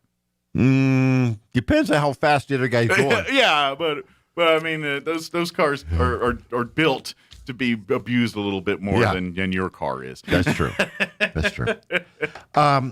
Next up is it's actually an item that's going to probably be pulled. We've been talking about a updated site drainage plan. This was booted last month. I think this is going to be pulled because it's going to turn out to be unnecessary, and so we'll just move on from there. Okay. Then we have two proposed ordinances. Now, we're not doing these ordinances. One is these are the authorization to advertise. Okay. So the first one deals with signs. Oh my golly. Like campaign signs? Well, it's like temporary signs. So here's the problem. So we have a sign ordinance that says you can't have signs in the right-of-way. Gotcha. Well, the problem is, what's the right-of-way? Downtown area here, it includes everything from the curb to the sidewalk. And some of those sidewalks are stepped way back. Gotcha. And it's not just like campaign signs. It's like real estate signs. Okay. All signs in general. Basically. Yeah. And so, like, wait a minute. This is over the top. And it came up 2 years ago. It's come up again this time. I mean, we have signs for churches and things like that. They're temporary. They're not going to be there forever. You know, back the blue. I've got a back the blue sign in my yard. So the issue here is that let's get rational about this. So we're looking at changing this back to allowing people just to, if you own the property, you want to put it next to in the quote right away. Yeah. It's okay. Gotcha. I think the only place it's a problem is like intersections and things where people need to see to merge into traffic. And most of them are so low, it doesn't matter. Yeah. They're all way down low. Yeah, as long as that's the only problem I see is if you got those big, huge honking wood signs that will, in essence, block a view while you're trying to turn right onto something, then that's a problem. Exactly. But short of that, I don't, they're not there long enough to worry about. So the next one up is proposed ordinance dealing with the Clean Air Act. What? Wait a minute. We're going to have smoking? No. This, once again, my dear friends, is another aspect of the marijuana legalization effort. Ah, gotcha. So now we have to incorporate this into how we deal with smoking, because it's not just tobacco anymore. Now you got to deal with marijuana smoking. So this was another one of these massive projects that are ongoing. And once again, these are not the final actions. What there is the council. Basically, the council takes 2 bites at an ordinance. Ordinance is like a law or statute. So the first bite up says, okay, we see this, and we'll talk about it next month. But we're telling everybody, hey, we're going to be doing this next month. So if you have beef with this, concern, or you like it, whatever, talk to your counselors in between. And if you really want to show up next month, you can do that. Sure. Yeah. But it's kind of like a, hey, heads up. Right. This is coming. This is just our official announcement. And then again, it's part of that transparency thing. And I think I've said this on the show before. Government's job is not to get things done quickly. Their job is to try to get it done right. And so to sacrifice accuracy or sacrifice speed to get actually right, they sacrifice speed. That's what's going on. So then we get into a series of really, I would call kind of the bread and butter stuff. Upgrading the roof on Building 93, which is down at the Air Center. New lease agreement for the Head Start program on one of the buildings. We own these buildings. We lease them to Head Start. New lease agreement. Awarding RFP for janitorial services to a number of companies. Authorizing the roads company to install a new HVAC control system only. So a thermostat? You should see how much this thing costs. No. AC control system like the thermostat? Now, this is down at Sidney Gutierrez Middle School. Okay. Now, here's another one. This is down at the old base. This is a city-owned building that we leased to the charter school, Sidney Gutierrez. For those folks who don't know, we do have a charter school. Excellent charter school, by the way, and one of the finest schools in the entire state. Let me brag on these guys. Sidney Gutierrez, not this year, but last year, started elementary. So now they go from kindergarten through 8th grade. Okay. So they have a early elementary and then they have a middle school. So they got that HVAC system, and once again, that's dealing with the school. Now next thing up is a request for proposal, and what we're doing here is the scope of work. In other words, what? Okay. What we're saying here is we as a council agree to what we're asking for. What? No. We need to get security service at the Air Center. Okay. Because the FAA and TSA requires it.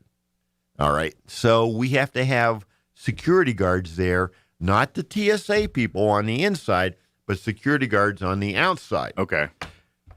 Anyway, so right now we have it being provided by RPD because we had a little bit of a hiccup on this procurement effort. Okay. And so we're back at it. So we got a new scope of work. Council's going to look at yes. If the council says yes, then we go out with the request for proposal. Okay. Hopefully companies submit proposals. Gotcha. Then somebody gets selected, and then we sign a Have your contract. private security handle the outside of the parking lots area, basically. So, it's kind of interesting. This is going to be, this is kind of the Air Center night because that Building 93 is down at the Air Center. The Sidney Gutierrez is at the Air Center. Security guard service for the terminal. And then the next 2 items are dealing with, we call them task orders. Oh, what the heck? Trust me, folks, nothing is simple. Nothing is. We have at the Air Center on contract a company called Armstrong Consulting. This is not the old Armstrong Construction that Bill Armstrong had. This is Armstrong Consulting. Well, who are they? They are an engineering firm out of Denver, and they do engineering consulting work for air centers. Okay. Not just Roswell. They've got like about, 30, 40 of them. So they specialize in air parks and airports. Yeah, exactly. This is what they do. They know the FAA. They know all this stuff. So we got 2 task orders. In other words, we have them on contract, and when we want to do something special, we have what's called a task order. Say, okay, here, do this. Kind of like, here, do this job. it's like a honeydew on steroids. Gotcha. Okay. Makes sense. All I right. gotcha. So this first one up is to dealing with the large hangar project we've been talking about. Mm-hmm. That's where we're going to build the really large hangar for the company out of Arizona. We had a big meeting last Friday where we ironed out a bunch of stuff. This first task order is for engineering, dealing with the design and construction, clearing out things. We have to take out some old concrete and stuff. This is over there near the paint hangar where Dean Baldwin is. Yeah. It's about a $1.4 million for design and construction services. Okay. So that's a huge deal. And there. at the end of the day, that hangar's, is it going to accommodate the new Airbus, the big old whatever it is? Well, it's not going to do a 380 because 380s are going away. Gotcha. Okay. It's going to handle a 777. Okay. Gotcha. Okay. All right. The Airbus 380, they've actually shut down that construction assembly line because it's just not the market for them. It's interesting what really sells in the airline business. Sure. Big and hulking isn't financially viable for some of these companies. Makes sense. So then the next one, also a task order, but this is for a ramp construction engineering services. So we have some ramps. What's a ramp?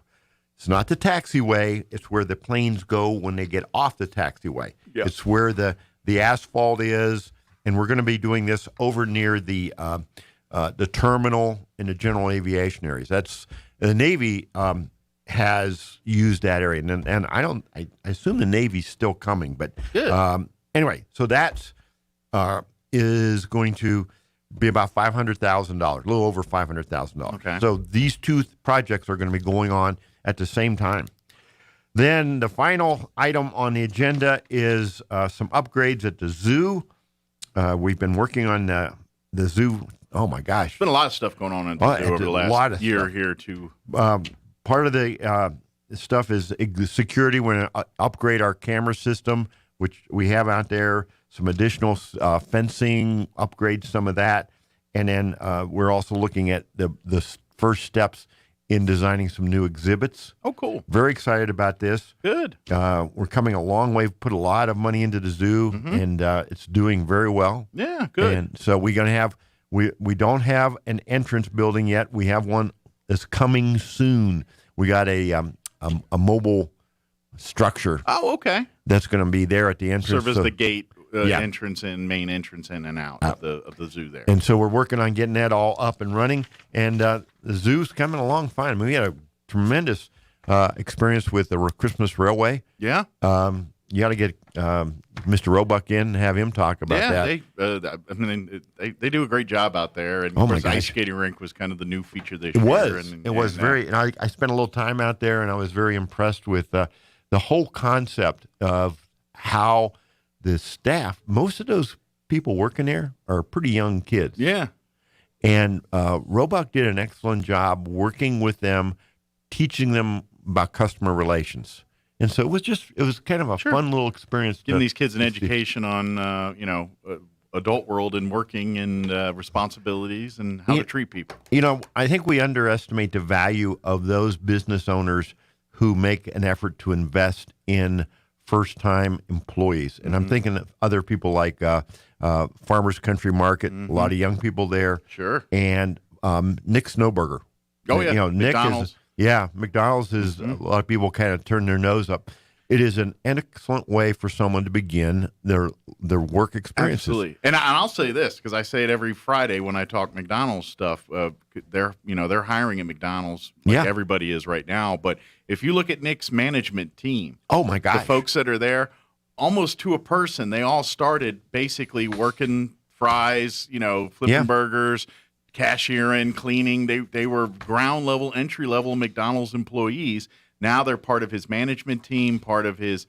So working for McDonald's absolutely can be a step up into executive work and things like that. And they're very close to having the South location open. Yeah, COVID's put a real damper on that, but they're close. Yeah, I saw Nick. When was it? I think it was Tuesday, and talked to him briefly, and saw one of his other senior folks yesterday. And I hope they'll be able to open before February, but that's on them. So coming soon, yeah, it's coming soon, but it's really coming soon.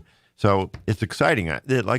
But where I was starting with this whole point, kind of bring it back again, is we have some folks in this community, some business folks who really invest in the future of our young people by providing them the learning experience. This is something you don't learn in the classroom. Mm-hmm. You just learn it through life. You learn it through life. Yeah. And that's what I think makes Roswell a pretty cool place, is that we have these companies that do this. Agriculture is a great learning place. Farm kids, 4-H, those are all great experiences. Well, you learn, it really does a great job of teaching the responsibility and things that's, the world is bigger than you, and people rely on you to do things that rely the world to work. And the the best way to learn that sometimes is cleaning out the hay in a barn or tending to the animals or working a double shift at a restaurant or something like that. That's how you get those values and those skill sets and see why you do these things and in the days that are hard, but then you also see the fruits of your labor as well too. So show up on time and work. Absolutely. There you go. Come ready to work and work. Yeah, and if you're looking for folks and look at some of these first time hires for some of you're not obviously doctors and stuff are not going to be like, all right, bring the kid in, let's see what he can do with a scalpel. But I hope not. But for entry level positions here, let's talk. Yeah. And by the way, too, if you're looking to volunteer to learn more, get a hold of Kathy Lay with the city. Yeah. She runs Keep Roswell Beautiful. But she also does the volunteer program. Yes. That's part of the city. And so say you want to work at the zoo as like an intern or something. Maybe you're wanting to be a veterinarian, or maybe you're wanting to get into customer service marketing or something like that. You can learn these valuable skill sets and do as part of the as a volunteer for the city. There's various programs at various different facilities as part of the city. Yep. Maybe it's a zoo. Maybe it's with Juanita over in the marketing side or something like that. Whatever it is, but it's great to if you're college age or high school and you're looking for volunteer opportunities to meet your degree or diploma, things like that. Reach out to Kathy, and who knows, she might put you on to what your future career might be. Exactly. Just because you got to, do some behind the scenes work at the zoo there. And that's the other thing too. If you just love animals and stuff, be a part of this and get more volunteering and you get to do more at the zoo and do the kind of things you love. So cool. Just an idea. Well, let me just share with you, last night I got the privilege of being at the Roswell Police Department Awards dinner. Ah, cool. It was at the convention center. Tremendous turnout. And the city police department, Roswell Police Department, this was their recognition of retirees, the folks who had done their time and moved on. This was an opportunity to highlight the years of service. In other words, those who had more than 10, more than 15, more than 20. Officer of the Quarter for 2020 and 2021 because of COVID and everything. Yeah. Everything got screwed up. Hadn't really had a ceremony in a while. Yeah. So we did that, and Civilian of the Year for both 2020 and 2021. And this was the awards. And it was interesting to listen to these citations. And they have actually, so just so you know how this works, there's a committee. And it's not management. It's not the leadership team. It is detectives and officers are the ones who award. Gotcha. Make just these awards. An average pool of law enforcement officers that are part of the RPD. And they sit off to the side and they review all these things. And where I'm going with this is the life-saving awards that I heard last night. Officers coming up on scenes, a choking child, and an officer performs a Heimlich maneuver. Someone injured and bleeding and tourniquets applied. And we so often think of police showing up and shooting or something like that. And there were some of those incidents too. But the majority of the awards last night were for quick action by police officers that saved lives. And none of that gets seen in the media or by the light of day or the public. No. You get a couple, like for instance, and this was just because it was a very public place, was it about a year ago? We had a RPD officer save someone choking at a football game. Yep. They just happened to be in the stands watching the game, and someone started choking on something, and RPD officer just happened to be a couple people down and was able to help them out. That one got a little more public because it was at a football game and everything else. And, of course, we talk about the Goddard Rocket football team and what they did, helping with the scene of that accident here about 6 months ago. Those get a lot of spotlight, and we love those people. But you're right. There's so many people that they walk into McDonald's or Burger King or something and see somebody choking, and they help out, and that's all that happens there, And so it's great to recognize those people. One of the more poignant parts of it were some folks that I had saw that I hadn't seen in quite a while. And I'm not going to name them by name. They know who they are. But they were there because his son is a Roswell Police Department. I worked with this guy when he was at our Roswell PD, and now he's down at FLETC, and his son's now walking the dad steps a little bit there. And then what's even more amazing was one of the old RPD iconic narcotics investigators, 2 grandsons. Oh, wow. Not one, not a son, grandsons. That's great. And one of whom was a sergeant. And I'm like, he's been there a while. I'm like, holy Toledo. And it's that generational commitment to it. Yeah. That's very much in law enforcement and firefighting. That those first responder type career fields. That kind of is a family affair for many households. Yeah, the blues. Mm-hmm. Yeah. Is that why I have 2 son-in-laws who are in law? Anyway, I got the chief gave me an opportunity to say a few remarks at the end, and this is what I'm going to tell this public. This is an incredible police department. I am so very, very proud of these guys and gals, women, men who serve as our police department. Absolutely. This is a tough time because in many communities, police are not treated well. That will never be the case as long as I'm here, because this is what I did. Sure. This is not something I have observed, or this is not something I've talked about. This is not something one of my children has done. This is what I did. Sure. And until you actually do it, it's hard to explain. You have a degree of separation from those, but you have a bonding, a connection with those who do it. And that's incredibly intense. Yeah. You see the humanity side of law enforcement every day. Exactly. Where the public doesn't always see that. And so you understand what they go through, what they deal with on a daily basis. And I think if more people saw that, you probably would be much more understanding of what you see in the world and what goes on in the world. And you see the 3 seconds of video feed and something, and you're like, oh, look what that person did. I was like, let me show you the rest of the story. And, exactly. And once you see the rest of the story, I think you're going to have a lot more understanding of why law enforcement does what they do, how they do it. And now, no world is perfect. No, there's bad employees in every job, everything in the planet. Law enforcement's no different. But they do a really good job of mitigating and helping there. And we as a public need everyone's wanting to understand our perspectives and understand this person's perspective, understand the law enforcement's perspective. They're literally just trying to keep the peace, and they have to do it under an intense amount of scrutiny.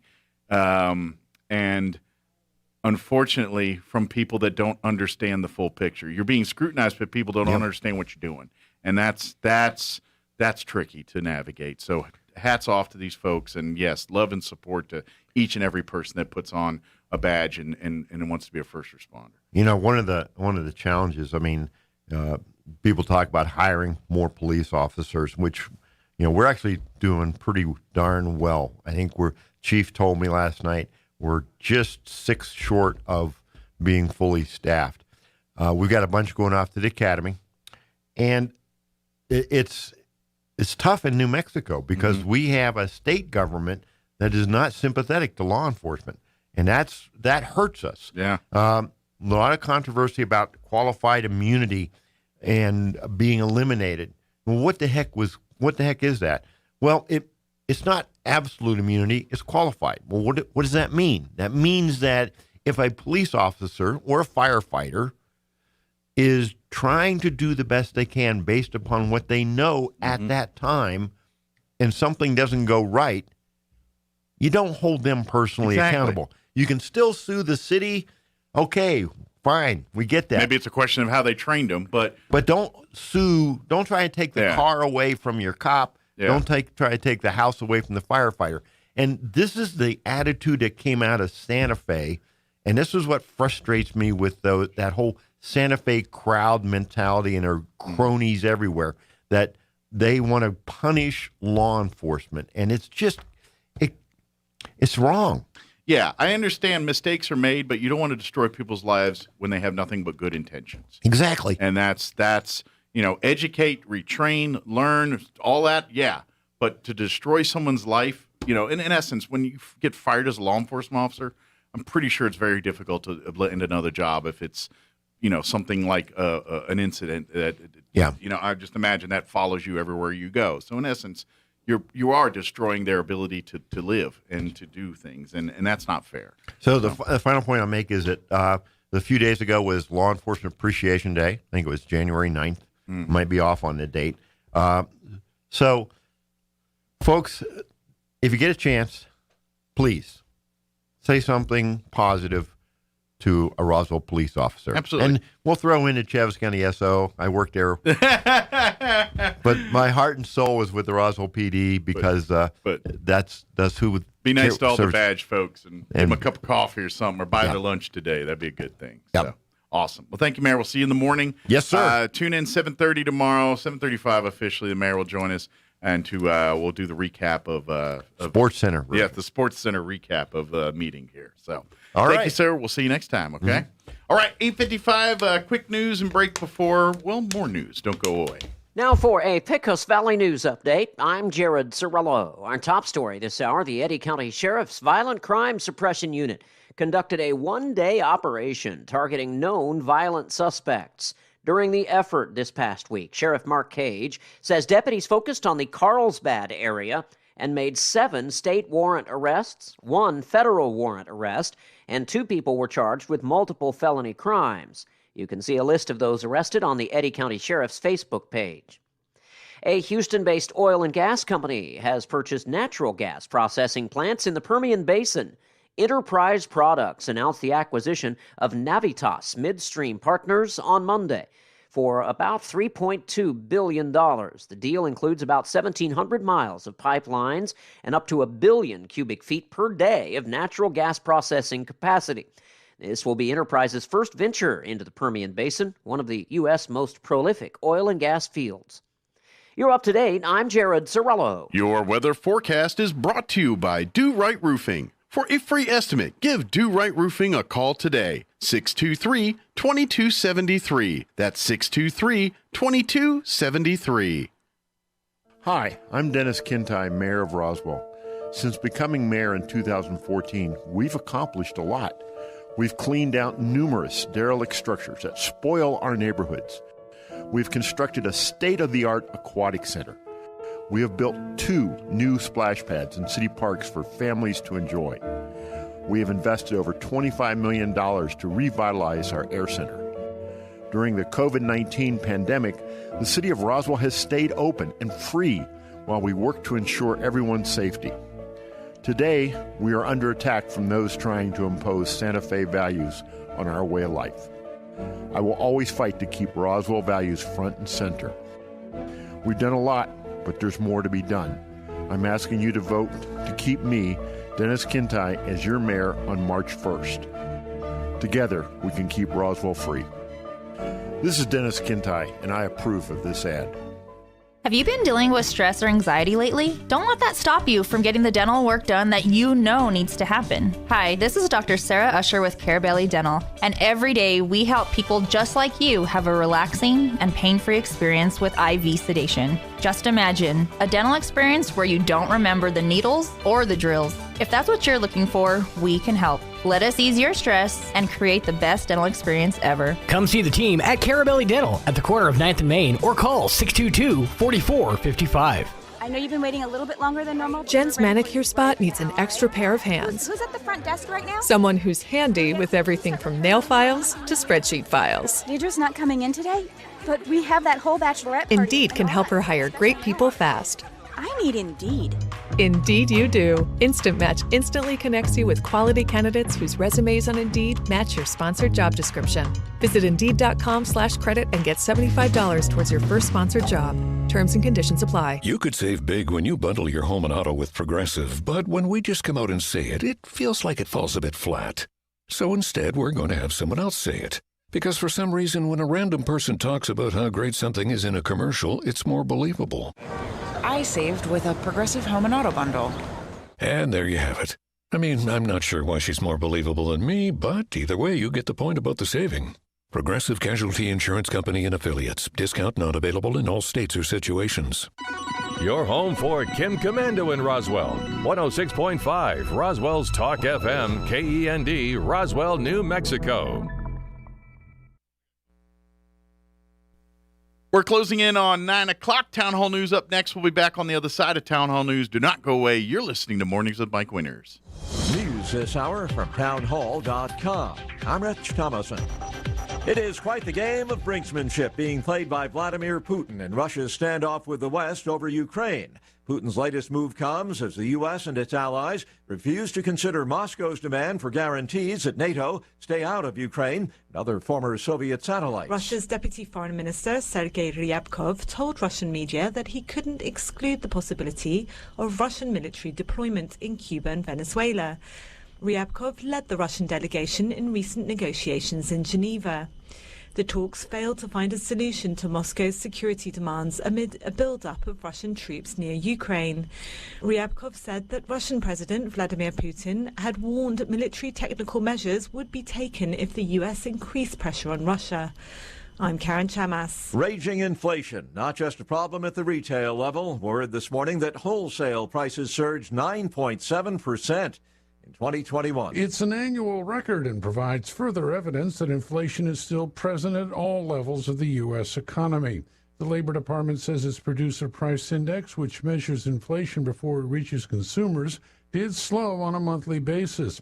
It increased just 0.2% in December compared with November, when prices rose 1%. Correspondent Jeremy House, weekly unemployment applications rising to their highest level in 2 months. Jobless applications up 23,000 last week to 230,000.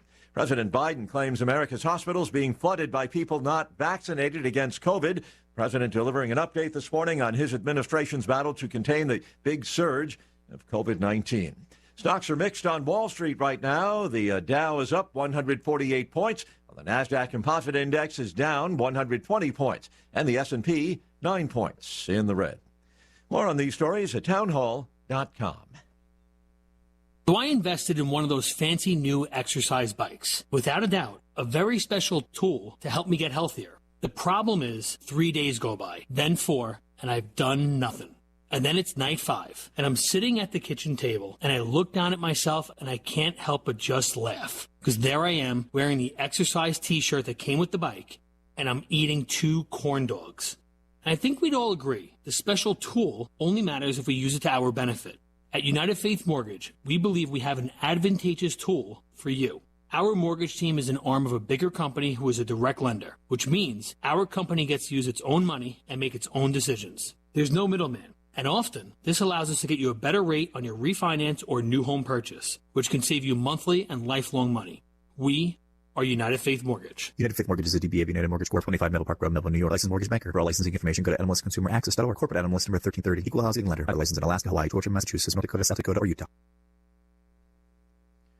Talks on a free trade agreement between Britain and India, could be worth almost $40 billion a year, are now underway in Delhi. The BBC's Regini Vayanarthan reports. British officials say everything's on the table when it comes to negotiating a trade deal with India. Recent reports suggested the UK might be willing to relax visa restrictions and costs for Indians to allow more to work and study in Britain. A more liberal visa regime is something India's likely to push for as part of a deal. But in the Commons last week, Boris Johnson dismissed the idea. One thing the UK wants is for India to reduce its high tariffs on imports of Scotch whisky and British-made cars. Members of the European Parliament are calling on a committee to investigate rights abuses by European Union governments using powerful spyware produced by Israel's NSO group. News and analysis at townhall.com. The Federal Reserve's latest survey of regional business conditions finds the economy was still holding its own at the end of last year, despite the Omicron surge. The Fed's 12 regional banks found the economy growing at a modest pace, with ongoing supply chain disruptions and labor shortages holding growth back. The survey, known as the Beige Book, says optimism remains generally high, though expectations for growth over the next several months cooled somewhat as COVID-19 cases spiked to close out the year. Many regions reported a sudden pullback in spending on leisure travel, hotels, and restaurants. The Beige Book findings will form the basis for discussions when the Fed holds its next policy-setting meeting later this month. Ben Thomas, Washington. Delta Airlines lost $408 million in the final quarter of 2021, dragged down by a COVID surge that rocked the airline in December. More on these stories at townhall.com.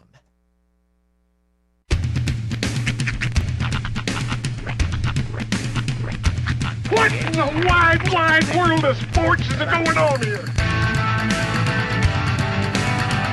I promise you, whatever scum did this, not one man on this force will rest for 1 minute until he's behind bars.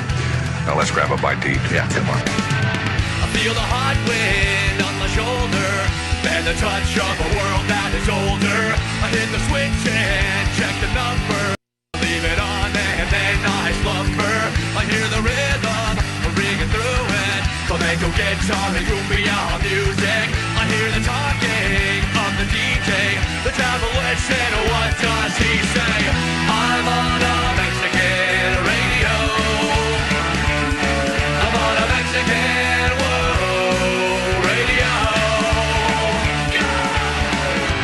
Broadcasting live from high atop the J.P. White Building in downtown Roswell, New Mexico. It's Mornings with Mike Winters on 106.5 Roswell's Talk FM. Is that what I sound like when I talk? Now, here's your host, Mike Winters. And good morning. It is 6 minutes after 9 o'clock. Welcome to hour number 3. Tres inviernos. Mornings with Mike Winters, right here on 106.5 Roswell's Talk FM. Happy Thursday. Hope you're having a wonderful one. I feel pretty doggone good knowing that I taught the mayor of all people a word. Yeah. Mm-hmm. I hope he uses it somewhere, in city council tonight. Yeah, he specifically asked before he left, like, what's that word again? Yeah. And so we went over it. You know, he's like penultimate. I'm like, no. Penultimate. Yeah. And he's like, all right, penultimate. Yep. Mm-hmm. It's a good word of the day calendar word. That's right. Stay tuned because tomorrow's is loquacious. Actually, no, wait. Tomorrow's is bequeath. Monday's is loquacious. Well, you can't go too far ahead, otherwise it won't be special. I needed a few more squares, man. It was chili night, all right? Don't blame me. Blame my amazing culinary skills. I haven't even told you that story, did I? Oh, I guess you haven't. Because I don't know this amazing culinary skill story. So, okay. The other night, I was just kind of rolling around, taking care of some errands, and I texted. Rolling around? You know, in Red Robin. Okay, gotcha. Rolling around, taking care of some errands, paying some bills, you know, taking care of business like I do. Gotcha. Handling yours. Yes, as one does. So I texted Jazz, and I'm like, hey, you know, just kind of top of my head, what do you think about Frito chili pie for dinner tonight? Sounds awesome, right? An American original. Did you procure Fritos? So, hold on. All right. I'll feed you, baby. Am I stepping ahead? I'll feed you, baby bird. Gotcha. So I'm like, okay, yeah, so no problem. So first of all, went to the old big box store, big one, and there were no Fritos to be found. They were Frito free. Frito-less. So I'm like, okay, well, I'm pretty sure I know where to procure some Fritos, so that's not an issue right now. You have a guy? I figured out. Yeah, I got a guy. Frito guy? I got a guy for that. So I don't want to give out my secret either because I'm afraid then there won't be any. I know. That's what I'm saying. You're keeping your guy. You're keeping your connection on the DL. I'm in, and here's the thing. You think, okay, Frito chili pie, super simple, super easy. Crack a can, crack a bag. You know, throw stuff together and just, if you're going the quick way. Exactly. Yummy, just easy, rib stick and all that. Sure. Then it hit me. As I'm in the aisle looking for the specific chili that we were going to go with,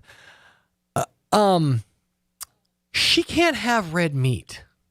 Oh. She can't have beef. So I'm like, oh no. You need to get like a turkey chili or something going on. So I said, well, what? Because they have like the canned chicken chili. So I'm like, well, we could do this. And she goes, ground turkey works better. I'm like, oh no, this is a whole new world. Pardon the pun because her name's Jasmine. But this is a whole new thing. I didn't think I'm going to have to like make chili to have Frito chili pie. Yeah. Holy moly. So then it started sitting. I'm like, okay, I'm going to have to go get the ingredients. So you can get like a 5-alarm chili season kit or something, and those work great. You can do that, sure. Where you just grind your own meat and put it together. Yeah, and which I grabbed some ground turkey and, a can of chili beans, had some tomato sauce, a can of tomato sauce. God bless you for putting beans in it, by the way. Oh, got to. I those people that say there's no beans in chili, it's Texans. People are wrong. Yeah, that's called manwich. Shut up. You need that protein in your chili.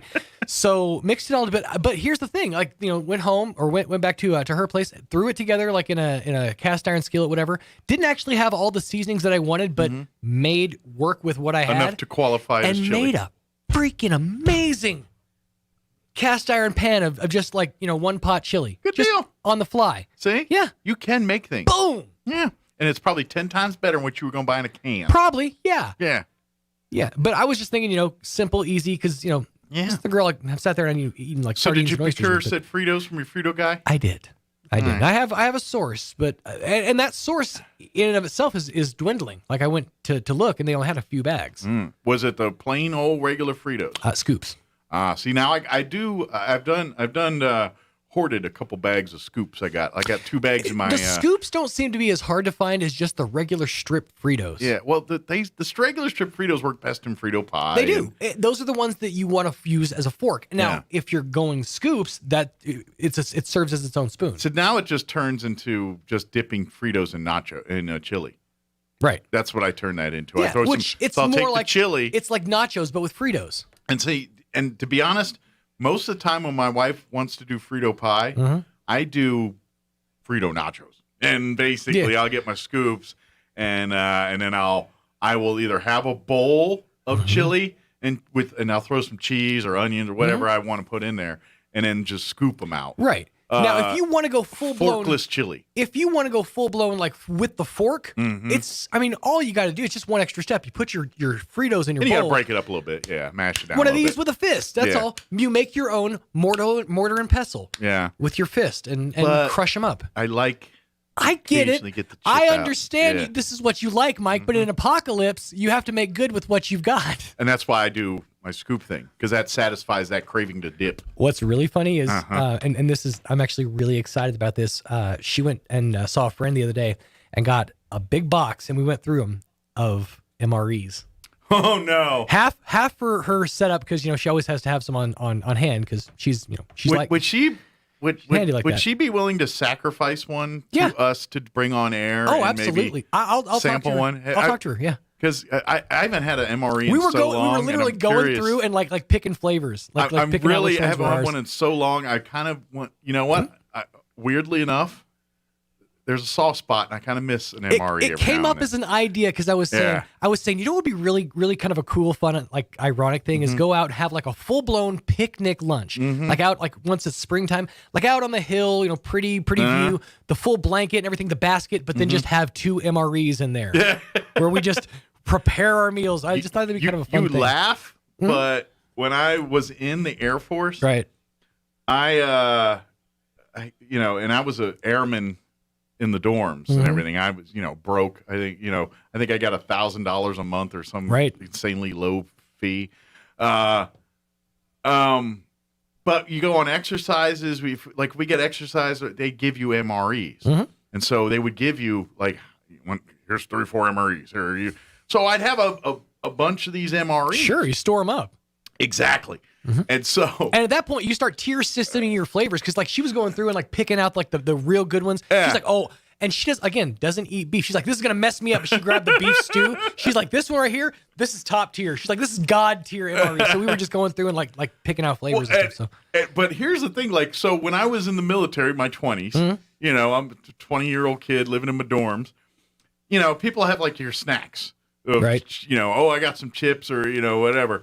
Not me, boy. I had a drawer. You open it up and like, here's these are biscuits. They go good with the peanut butter I got over here. Yeah, the thick crackers. I had like a catch drawer. Right. Filled with nothing but chiclets from MREs. Oh, that came up too in conversation. I didn't know this. This is all new knowledge to me. Yeah. She goes, what's going to happen is you're going to get constipated. You just chew the gum. She said the gum, it's caffeine and a laxative. She said they do that on purpose to it's to counterbalance whatever you're actually putting in your system. Did she show you the Army's way of using the toilet paper they give you? We've the square with we've gone over it. You only need one me sheet? And you have gone over it. Yeah, that's training. Yeah. That's not gross joke. That's training.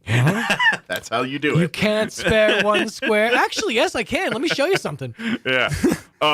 You're going to need to go knuckles deep. And then I also had drawers, catch drawers. One was filled with baby Tabasco sauces. Baby Tabasco. Little Tabasco sauces. Babies for cigarettes. Hey, candy cigarettes, the ice cream man had them. Why can't I have baby Tabascos? No, it was little baby Tabasco bottles. They're so awesome. About an inch or two tall. Yeah. They're really tiny. Just a couple of little shakes, but handy as heck to have. And you know what it is? Tabasco knew. This isn't going to taste good coming out of a packet. We need to get this in a glass bottle. Yeah, and it's a little tiny glass bottle that turned that weird brown color after 10 years of sitting in an MRE. Yeah, and it's in the little pit. It's got your chiclets in there. And then the other thing is the little instant coffee Taster's Choice. Usually it's Taster's Choice. Yeah. Sometimes there's some Folgers ones. But it was an instant coffee pack. It was, about twice the size of like a sugar pack. And that was your coffee pack. You know what's crazy? I could show you with that coffee pack, a packet of a couple packs of sugar and some water. I could make you it's called Dalgona coffee. It's like a whipped coffee thing that you just it's something I learned on TikTok. So I don't like coffee, so I don't even know why I kept them. I should just throw them away, but I had a drawer full of them. But it's not even like coffee. It turns out to taste like a moo latte from Dairy Queen. Oh. Legit. I've made it a couple times. Interesting. There you go. Ghetto gourmet. That's right. When you're in the trenches, you learn. That's right. I know how to make a full 4-course meal with ramen noodles as a key ingredient. Now to get too into the nefarious side, did Jazz show you how to do nefarious things with the little heater in the MRE? Oh, not yet, but that's the thing. I've done MREs before. Like I've had them before. Now you can make. My uncle he served and he used to bring them home to us all the time. So with the whole rock or something now, thing. If I'm getting into some Homeland Security stuff, yeah, here, no, please. But you can make little bombs. Don't implicate yourself, MREs. Michael. They're very easy. All right. Now, you're not going to do anything damn. But if you want to mess with your friends, yeah, you can do a little. That's all we did with them. A good pop, a little bit of heat, and some smoke. That's all you need to make a party. Yeah. The views expressed by Mike Winters do not reflect those of Pecos Valley Broadcasting staff or management. I always love the instructions on the stove for that thing. Right. Because it says open pouch, fill water two line, put package in, lean against rock or something. Yeah, it always says or something. And dude, it's funny. That was on my Facebook memories just a few days ago because I posted that 7 years ago. I'm like, I love how the military just said rock, and then in the picture it said rock or something. Oh yeah. I'm telling you, I got issued Army gloves when I was in Kuwait. I told Jazz this story about the gloves. And there was literally instructions on hand goes. I was like, freaking Army. Can't even teach them how to put gloves on. Sarge, I did it wrong again. The thumbs goes the other way, dummy. Get Martinez a new pair. Get him some mittens. Good Lord. Get him some mittens. Get this boy a mitten. On that note, it is 9:17. We're going to talk pets. Crystal Noble going to join us here in just a few minutes from the Humane Society. Get your mittens ready. It's going to be fun. But first, here's your weather. I'm meteorologist Steve Hamilton with your Pecos Valley weather. Getting cold over the weekend. We have a cold front that'll be dropping in on us Saturday. In the meantime, we'll stay warm today, upper 60s and sunny, down to about 30 and clear for the overnight hours, and then windy on Friday, but very warm with our high in the low 70s and sunny, upper 40s, and sunshine on Saturday. We'll stay fair and cool Sunday. That's your latest forecast. I'm meteorologist Steve Hamilton. Thank you, Steve. By the way, and I'm going to mention this and then I'm done talking MREs. If you do get MREs and you've never had them before, if you pick some up at an Army surplus store or something, good rule of thumb. Some of them taste pretty good. If you want to go like your turkey tetrazzinis or anything that's like a pasta-related dish, pretty good. Not bad. Anything pasta-related. I've even had like some of the ones, like the weird ones, like just hot dogs, and they literally give you like 4 hot dogs, like vacuum sealed and no buns, no nothing, just a hot dog. And, they don't taste bad. If you get any of the breakfast ones that have eggs in it, just chuck that bad boy. Don't touch it. The other thing, hash. Corned beef hash, any kind of hash-related products that they put in there. Anything that they put something hash, throw that away. That's no good either. And I don't know. I haven't eaten one since the 90s, so I don't know if they've updated the flavors in the last 40 years or anything. So, but that was a rule of thumb back then. But spaghetti, on point. You're pretty good. Any kind of ham and pasta or turkey and pasta, you're pretty good. And the cheese spreads and those stale, hard, tacky biscuits are actually pretty good. Get the peanut butter and the cheese. It's one step up from government cheese. Not much, but one step up, and it's pretty good. So, yeah. Commodity cheese is great. Yeah, it's good for certain things. Like, it's good for enchiladas. Yeah, but like, I don't know. It's like it doesn't work on sandwiches, but it's good in cooking and things. If that makes sense. Anyway, it is 9:20. Let's go ahead and take a quick commercial break, 3-minute break, and then we'll talk pets here with the Roswell Humane Society. Don't go away. March 1st is the day I've been waiting for. The Super Bowl is in February, honey. No, on March 1st, we vote Mayor Kintai out of office. Isn't that the truth? Roswell can do so much better than Kintai. You think? On his watch, fees went up everywhere. At the adult center, at the zoo, even at the veterans cemetery. Not to mention the murder rate has more than doubled the past 4 years. And Kintai proposed that $35 million public safety complex with no plan and no land. Thank goodness we rejected that boondoggle. Well, luckily, Tim Jennings is running for Roswell mayor. That's right. Tim's the man for the job. Tim Jennings is a leader. He served Roswell honorably in the state senate and delivered. He'll keep taxes and fees low and fight crime by putting more officers on the streets. Mayor Tim Jennings. I like the sound of that. Honey, I'm putting Vote for Tim on the calendar for March 1st. It's a date. Paid for by Tim Jennings for mayor. Happy New Year! Isn't that what we usually say this time of year? But is happiness what we really need? Maybe it would be better to wish each other a joyful New Year, or a contented New Year, or peace-filled New Year, or maybe best of all, a COVID-free New Year. Joy, contentment, and peace, that's what the world really needs. We're coming off a crazy time of year when our world should be most focused on joy that comes from Jesus. But instead, we turn to a time of anything but contentment. In the book of Romans, Paul offers up this blessing in verse 13. May the God of hope fill you with all joy and peace in believing, so that by the power of the Holy Spirit you may abound in hope. Wouldn't that be a better wish for our world for a new year? From our family to yours, we wish you a joyful, contented, and peace-filled new year. Join us at the Country Club Road Church of Christ for worship at 10 a.m. on Sunday, located on the corner of Country Club and Washington in Roswell. Where can you find the best selection of beautiful and unique home decor in the region? Easy, Casa Decor in Ruidoso. For years, people from all over have come to Casa Decor for the best selection of rustic, real wood furniture, beautiful decor from the Southwest and beyond, and quality outdoor furniture and accessories that are built to last a lifetime. At Casa Decor, they have over 10,000 square feet of showroom for everything you need. Casa Decor opens 7 days a week from 9:30 to 5 at 1214 Meacham Drive in Ruidoso, or online at casadecorruidoso.com. Proud supporter of local high school sports. Pecans are a big deal here in Chaves County. We have some of the biggest orchards in the country, and lots of us have pecan trees in our yards. Hi, this is Jim Gill from Roswell Seed Company. Whether you have one pecan tree or 1,000 of them, this time of year, every pecan tree needs fertilizing. So come see us at Roswell Seed Company, and we'll get you fixed up with the right fertilizer for your pecan trees, so that next year, your nuts will be big and beautiful. And that's all I'm going to say about that. Here's a Mornings with Mike Winters fun fact. 7% of American adults, roughly 16.4 million Americans, believe that chocolate milk comes from brown cows. We don't know if they asked them where strawberry milk comes from. Here's Mike Winters. And good morning. It is 23 minutes after 9 o'clock, and joining us in studio this morning, Crystal Noble back with us with the Roswell Humane Society. Good morning. Good morning. How are you today? I'm good. This weather's nice. It is nice. No frozen water lines. Yeah, today, now enjoy, because tomorrow's going to be warm but windy. I forgot to mention that when I think I got to talk about MREs and just spaced out the rest of the weather. But yeah, tomorrow's supposed to be like 72, but it's supposed to get like windy in the afternoon. And then Saturday, our high is like 49. So. Yeah. But then we're back in the mid-60s Sunday, so it's short-lived. I don't understand our winter. It's just New Mexico. Sometimes we have a winter, sometimes we have a spring. I will give us this. For the last couple weeks, 3 weeks, 2 weeks, it's been consistently roller coaster.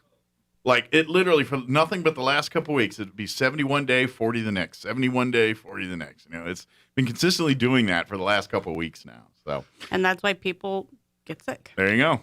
There you go. So, but anyway, Humane Society, how is it doing as far as pets and everything? We pretty full right now? We are very, very full. Okay. So looking, if you are looking to make a loving home for a pet, you've got a good selection to choose from right now. We do.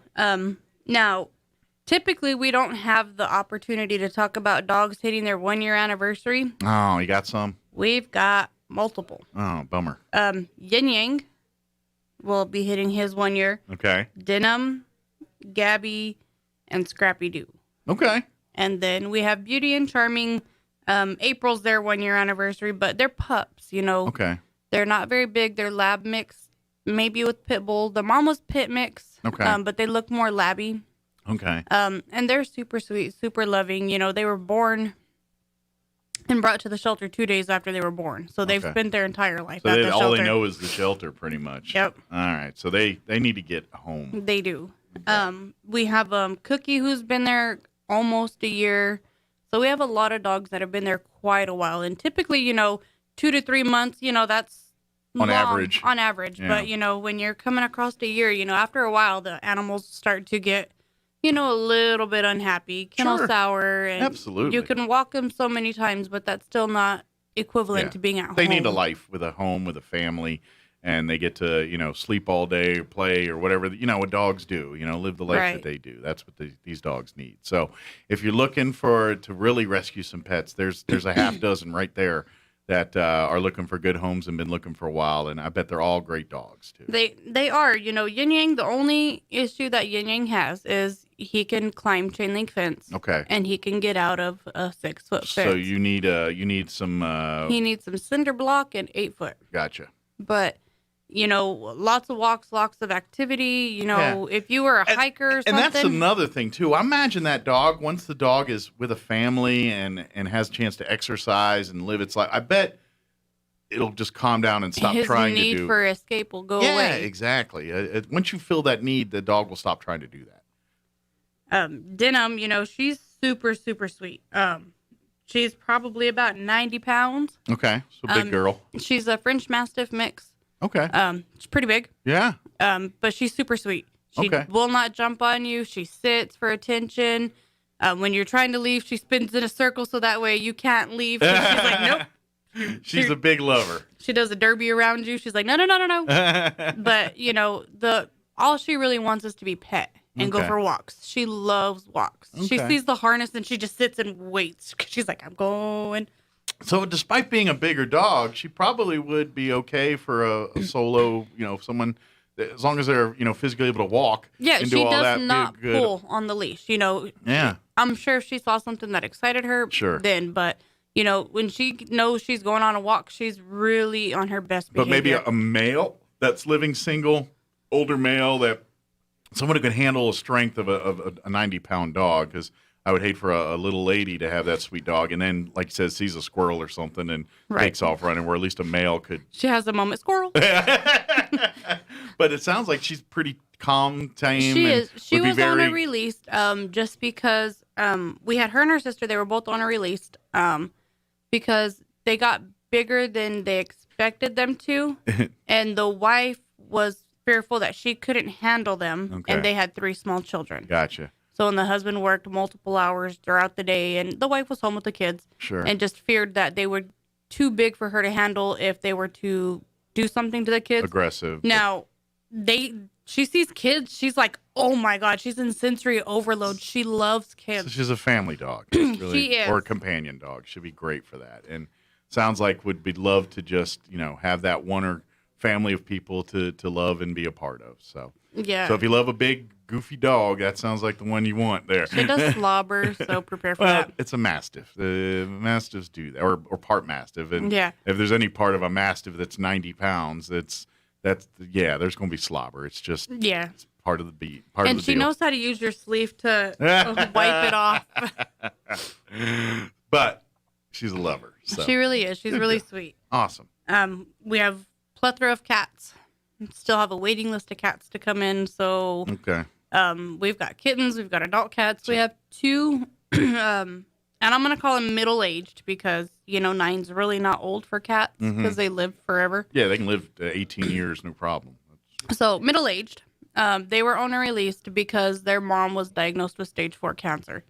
And she was being sent to Texas for treatment, Okay. but she was not able to take the cats She's with got her. a cancer battle. She can't take care of cats. Right. Well, she was going to be in a facility there. So can't have cats in a facility. Yeah. Basically, she had to give up the cats. And that's unfortunate. And one's name is Mimi. The other one's name is Precious. They're super sweet. They both love attention.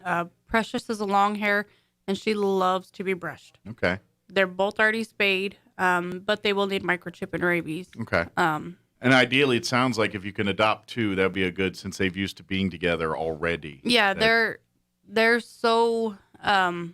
joined at the hip. Yeah, when we had to separate them because they're bigger cats, they were not missing any meals. 2 did not fit in one cage. So when we had to separate them, Precious was like, no, that's my sister. No.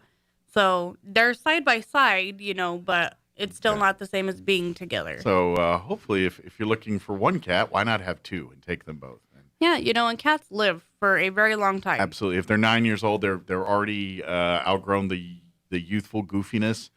And so, they're going to be adults, and if, active and healthy, they'll run around and do their thing. But they've got the wisdom of aging to them, so they act a little more mature than a younger kitten. They do, and they don't run in between your feet. Oh, that's interesting. So if you're elderly Yeah. and that's a problem for you, these cats, that's not a problem. So good no, deal. They're super, super sweet. Like I said, Precious, the key to her heart is that brush. Loves the brush. You show her that brush, and she's just like, oh, hi. I'm about to get a massage. All right. And she rubs into the brush, and she tells you where she wants to be brushed. And, and then you can brush her in other places, and then she's like, yeah, no, I kind of want to be brushed over here now. It's like, I get you, but we got to get the matting out of everything. So yeah. Good deal. So, And Mimi's medium-haired. She likes to be brushed, too. It's just the key is Precious. Gotcha. Great. So please, and of course, for folks that don't know, if you adopt from the Humane Society for dogs, they're going to want to inspect and make sure that you have a home that is able to handle the dog, fenced-in yard or adequately enclosed yard, making sure there's shelter, food, water, all the things that dog has access to. Cats, they don't come inspect your home, but they have to be indoor cats. All animals that are adopted out of the Humane Society will be spayed or neutered. If they not already are, they will go to the shelter, from the shelter to the vet of your choosing, but they will get spayed or neutered before they come to your home. And then microchipped as well while they do that. So because that's the ordinance here in the city of Roswell. Right. And then, if you do live in the county, because our shelter is in city limits, we have to abide by city ordinances. So to adopt a pet, you have to get it microchipped. Yes. It's not a choice. No, and it's really beneficial to you in the long run because if your animal ever were to get out, when they come into the kennel, we scan them. Yeah. And if, you have a microchip, then we can call you and Get say, a phone call, hey, say, we got Scruffy. Yeah. Don't be posting flyers. Yeah. I'm holding them in my hand. We got your pet. Come get him, and you get him back. And then obviously, the onus on you as an owner if you move or change phone numbers or any. And you have to update that microchip. It's really easy to do. Usually, just go to a website and do it. It takes all of 5 minutes, but you got to be on top of it. So. Yeah, it's really beneficial because, like I said, the lady that lived in Maryland, somebody had stole her dog. 2 years later, it ended up in Roswell, New Mexico, and it was reunited back to her. Because of that chip. Because of her microchip. Yeah, and that only would have happened because of that chip. Yep. Because collars can be taken off. I hate to burst folks' bubbles, but older folks, if you've seen the movie Benji, that's an exception, not the rule. Most dogs don't go across the country and just find their way home like Benji does. Benji and Lassie were movie dogs. Yeah. They don't really exist. Yeah, their breed does, but not that personality. No. Yeah. Lassie won't go to the well every time you call her, but and Benji won't. You can't put Benji in the North Pole and she'll find her way home. It just doesn't work that way. And if you watched Homeward Bound, cats and dogs do not travel across the open plains. Yes. So get your animal microchipped. And even if you say if you're a pet owner now and you don't have your pet microchipped, I know it's the ordinance now, and they're not going to ding you unless your animal gets out, really. But it is really better for you, especially if you've got dogs or that get out or something like that. Cats, I mean, if they're indoor cats and they rarely get out, maybe it's not as big a thing, but there's always that one time, oops, there's a guy coming to clean the carpets. They leave the door open. Where'd the cats go? That whole deal. So it's good to have those either way. So, and I'm not saying go rush out and get an appointment just to get a microchip, but the next time your pet has a routine checkup or in to get rabies vaccines or whatever updates, go ahead and get that microchipping done while you're at it. That way you're in compliance and you're protecting your pets. It helps you in the long run, when, if your animal were to ever get out. Like, let's say your cat, got caught in a cat trap and taken to animal control. Mm-hmm. Animal control scans for microchip too. So, if, they scan it, hey, this one has an owner, they're going to call you and say, hey, we have your cat. Absolutely. Now, if you have feral cats and they're caught in a cat trap, I'm not sure how easy it is to scan a feral cat for a microchip, but is there a lot of feral cats that have been chipped? I know a lot will get fixed, but I don't know if they're chipping them as much as fixing them. But yeah, because that's been the move I've noticed is, when people they'll like in my neighborhood, we have some neighbors and there's some feral cats that kind of hang out, but all of them have been gathered up and been spayed or neutered, and then you'll see some of them have little flea and tick collars and stuff around them.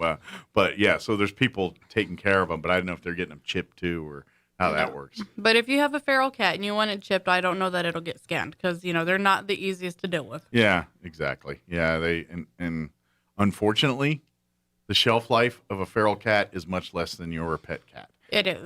They don't live 18 years like your family pet cat will because they're living in much harsher elements and climates. And remember that night when it was 32 degrees out or 20 degrees out? I guess where that cat was outside trying to get warm up somewhere.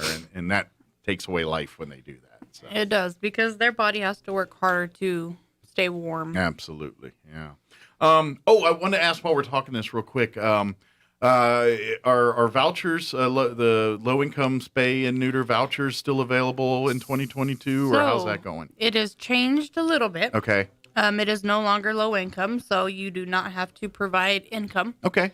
Just a need. Just a need, as long as you are not already in the system. Okay. If you've never used the program before, you can get 2 vouchers. Okay. But if you need, if you have 2 animals, one's already fixed, and you just need to get the other one fixed, that's fine.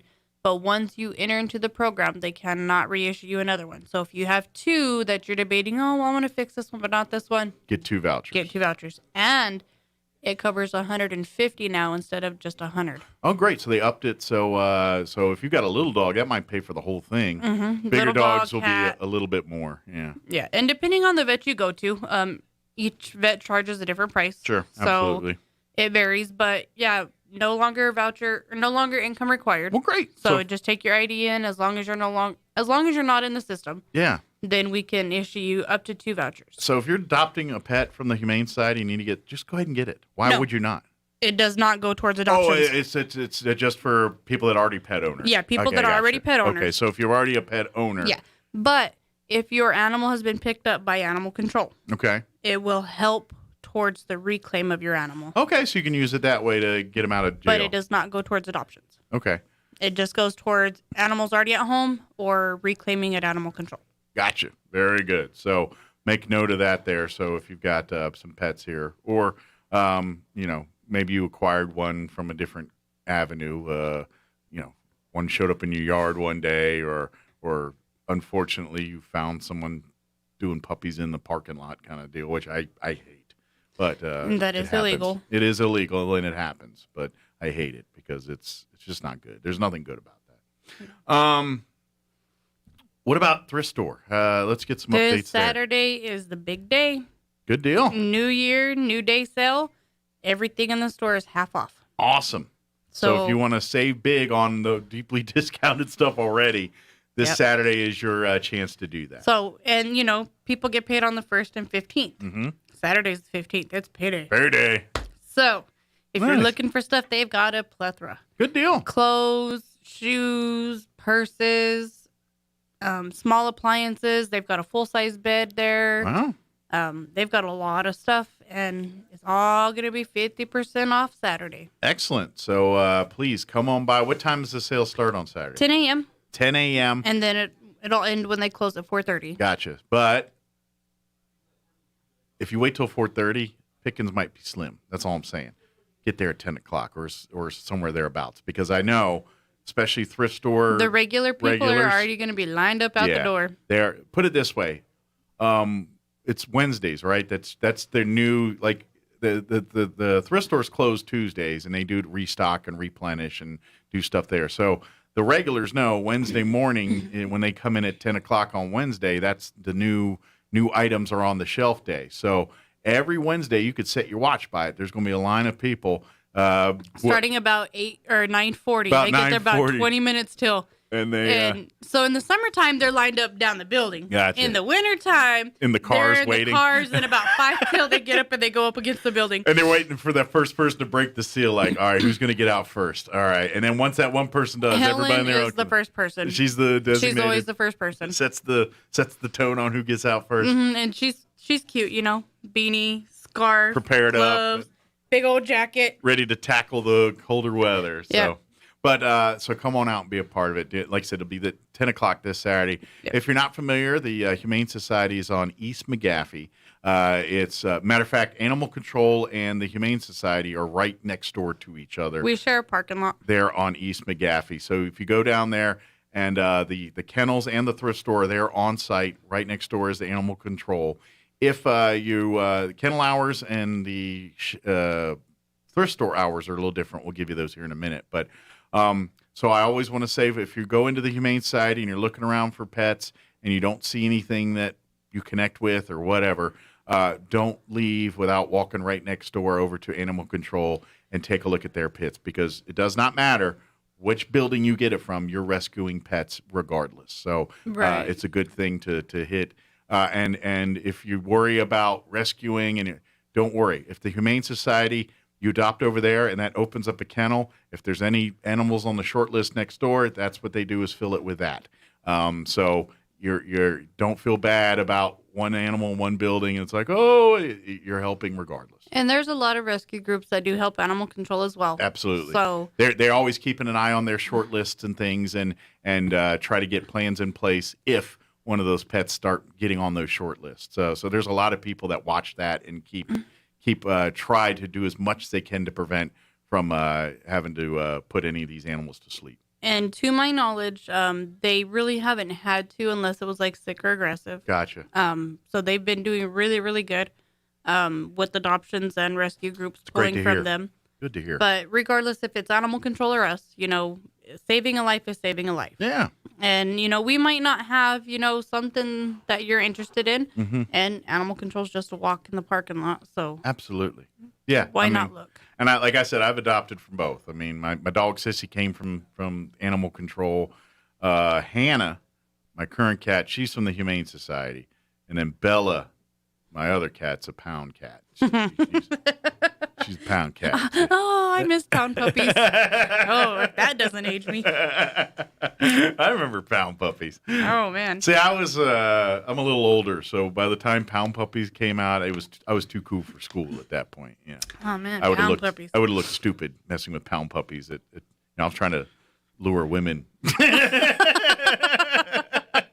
Trying to be suave and sexy. Look, sweetheart, I got a pound puppy. I got a pound puppy. You want to come pet my puppy? What are you, 12? We're moving on here. I want a real man. They wanted real men back then, youngins. That seems to be something they don't know about these They didn't days. want, ironically, flannel shirts. They wanted people that actually wore flannel shirts for a reason, because they needed to, not because it looks good with their beard.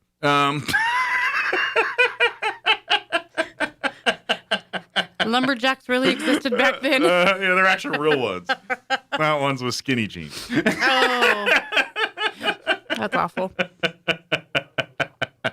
Funny but awful. It's funny because it's true. Oh yes, it is.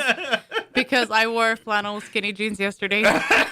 But you're a female. It's dudes that do this. It's like, come on. Well, I needed skinny jeans for my work boots because regular pants don't fit with it. Well, men should not wear skinny jeans. I agree. Men should not. It's not right. Mm-mm. It's just not right. I agree. It's very Even if creepy. you look, quote unquote, look good in them, You don't it's just look good. not something you should do. It's just, it just isn't the way it should be. That's like women wearing tighty whities. Yeah. We don't have the junk for it. We don't need it. And here's the deal.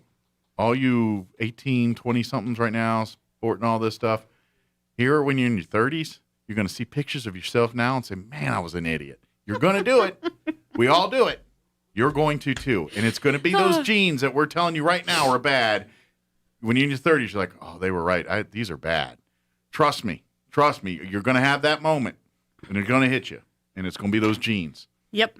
When we were in the 80s, it was the hair. You Yeah. know? It wasn't the clothes, it was the hair. Yeah.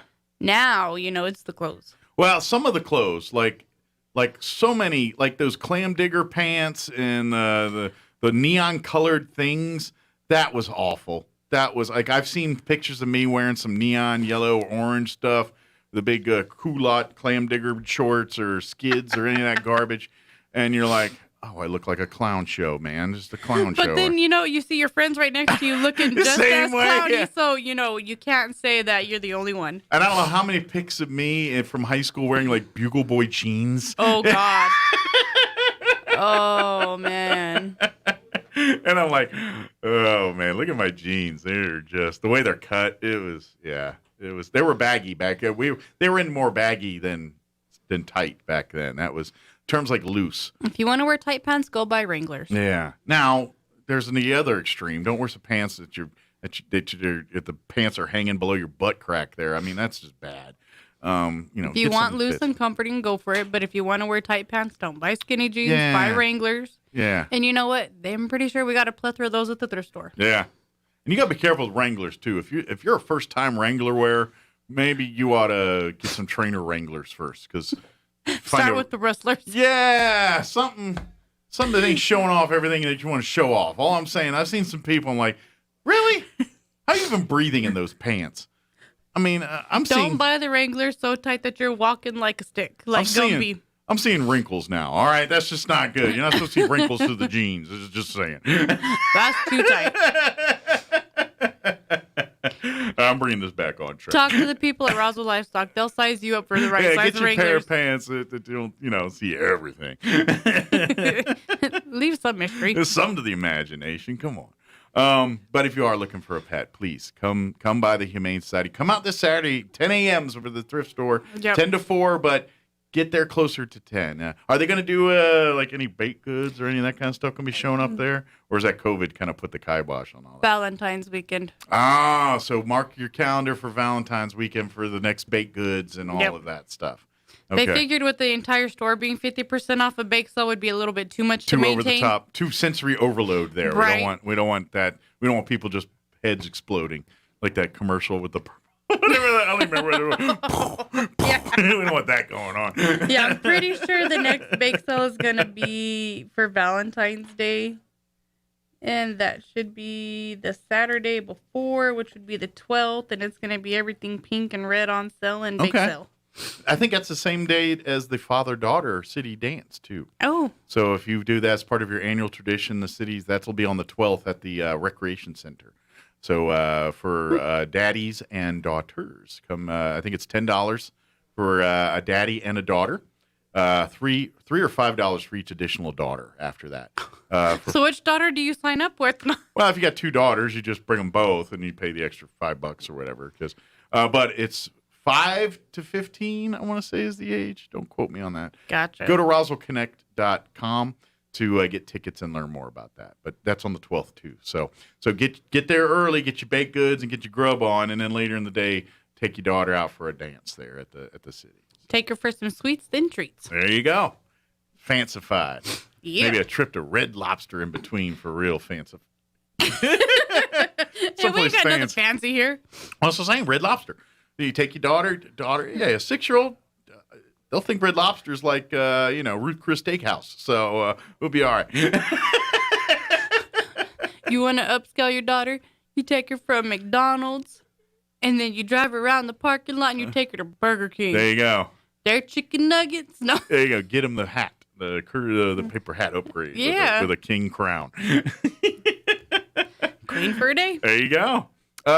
Is there anything we missed? Anything we want to make sure we cover with the Humane Society? Of course, if you want to get involved, memberships. It's renewal, and I forgot to bring them to you. Okay, well, we'll get those in. Next.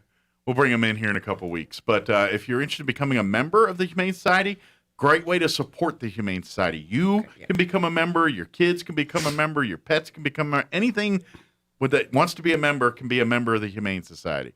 Kermit the Frog can even be a member of the Humane Society here. But he can.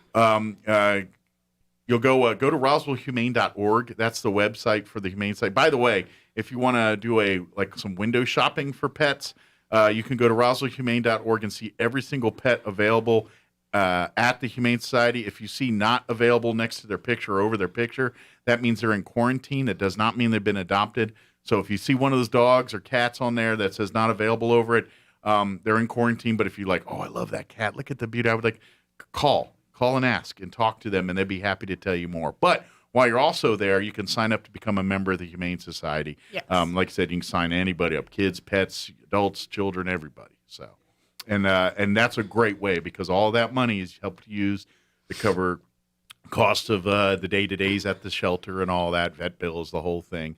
And you get perks too. You get newsletter, and you get to be invited to the meeting to have a say in some of the business of the Humane Society and all of that.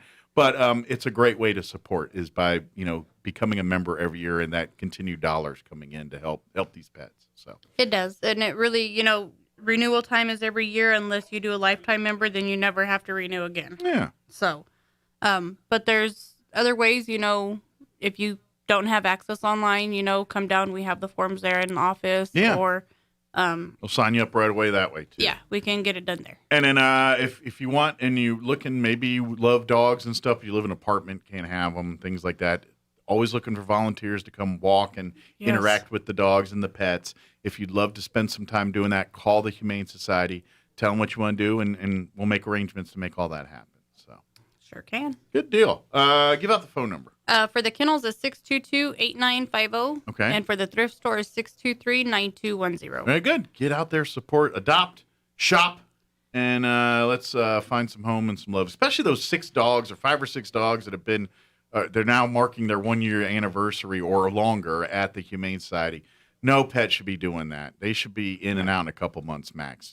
And they are sweet. There's nothing that we have visibly or physically seen that would detour them from people not wanting them. And the older the dogs get and the longer they're there, the harder they are to adopt. So please come. Maybe if you're listening and saying you want to adopt, maybe when you get there, say, hey, I heard on the radio there's a couple dogs that have been here a while. Can I see them first? I'd like to come meet some of those dogs. Yeah, and we'll tell you who they are. Yeah, and then where they are. Maybe that's your next companion for the next 10 to 12 years here. So that'd be great. Yeah. I could see it, I could see Yin Yang running around for another 15. That dog's got some energy. Yeah, absolutely. But he's a good boy. Yeah, and that's just it. These are all great dogs. Every dog and everything's got their little quirks and stuff, but that's with training, interaction, all of that changes. Being a pet owner is an investment. And if you go in knowing that, then you're going to have an amazing experience. If you go in and thinking you're just having something that you get to pet and then that's it, every once in a while, that's not how it is. You've got to put time in. You're raising you're raising that pet is what you're doing. You're teaching them bad habits. You're raising that pet. And you're teaching them good habits. Yeah, that's exactly what's going on. So, well, thank you, as always. Thank you. See you in a couple weeks. We'll see you here in a few weeks here. And, you know what? I'm going to bring my blue blockers in. I want your opinion on my glasses. I went old man glasses. Oh? I did. I love it, and I'm happy. I brought them in yesterday, and I got them, and I love them. Love them. Amazing. But I'll remind me 2 weeks. I'm going to do that. Okay. So. All right. It is 9:53. Let's get you into news and a quick break before we go. Don't go away. Now for a Pecos Valley News update, I'm Jared Cirillo. Our top story this hour, the Eddy County Sheriff's Violent Crime Suppression Unit conducted a one-day operation targeting known violent suspects. During the effort this past week, Sheriff Mark Cage says deputies focused on the Carlsbad area and made 7 state warrant arrests, 1 federal warrant arrest, and 2 people were charged with multiple felony crimes. You can see a list of those arrested on the Eddy County Sheriff's Facebook page. A Houston-based oil and gas company has purchased natural gas processing plants in the Permian Basin. Enterprise Products announced the acquisition of Navitas Midstream Partners on Monday for about $3.2 billion. The deal includes about 1,700 miles of pipelines and up to 1 billion cubic feet per day of natural gas processing capacity. This will be Enterprise's first venture into the Permian Basin, one of the U.S. most prolific oil and gas fields. You're up to date. I'm Jared Cirillo. I'm meteorologist Steve Hamilton with your Pecos Valley weather. Getting cold over the weekend. We have a cold front that'll be dropping in on us Saturday. In the meantime, we'll stay warm today, upper 60s and sunny, down to about 30 and clear for the overnight hours, and then windy on Friday, but very warm with our high in the low 70s and sunny, upper 40s and sunshine on Saturday. We'll stay fair and cool Sunday. That's your latest forecast. I'm meteorologist Steve Hamilton. It's time for the Chavez County Sports Report. Let's take a quick break from basketball and look at the all-state selections for volleyball from this past fall. And congratulations to Goddard's Sophia Valdez in Class 4A. She was picked as a first-team middle blocker. Her teammate Maria Almendarez from Goddard also picked as a second-team selection at setter. And congratulations to 3 Hagerman players. Crystal Olivas, first-team defensive specialist, libero. Isabel Flores, setter from Hagerman, first team, and Natalie Gomez picked as the second team outside hitter for Class 2A. In Class 1A, Hannah Lilly and MJ Stevens were both picked as first teamers for the outside hitting position from Gateway Christian, and Sarah Lilly picked as a first team setter for the Warriors as well. The Sports Report brought to you by DSI. Call DSI for all your office technology needs. I'm Eric Butler at Roswell's Talk FM 106.5. With the SRN News Business Report, I'm Rich Thomason. The number of Americans applying for jobless benefits has hit a 2-month high. U.S. jobless claims climbed by 23,000 last week to 230,000. The 4-week moving average was up nearly 6,300 to almost 211,000. The weekly applications, a proxy for layoffs, have now risen 4 of the last 5 weeks, possibly a sign that the Omicron variant is having an impact on the job market. Correspondent Jeremy House. Prices at the wholesale level surged a record 9.7% for all of last year, setting an annual record, providing more evidence that inflation, a problem at all levels of the U.S. economy. Delta Airlines lost $408 million in the final quarter of 2021, dragged down by a COVID surge that rocked the airline in December. With business, I'm Rich Thomason.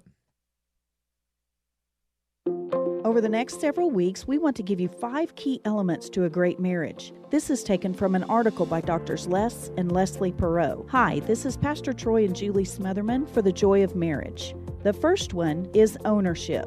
taking responsibility for the good as well as the bad. 1 Corinthians 11:31 says, "Judge yourself so you won't be judged." It's talking about the judgment of God, but it also applies to our relationships, especially the ones that are closest to us, like marriage. If you'll just take responsibility for your own actions, it's so much easier for our spouses not to have to point out and criticize us.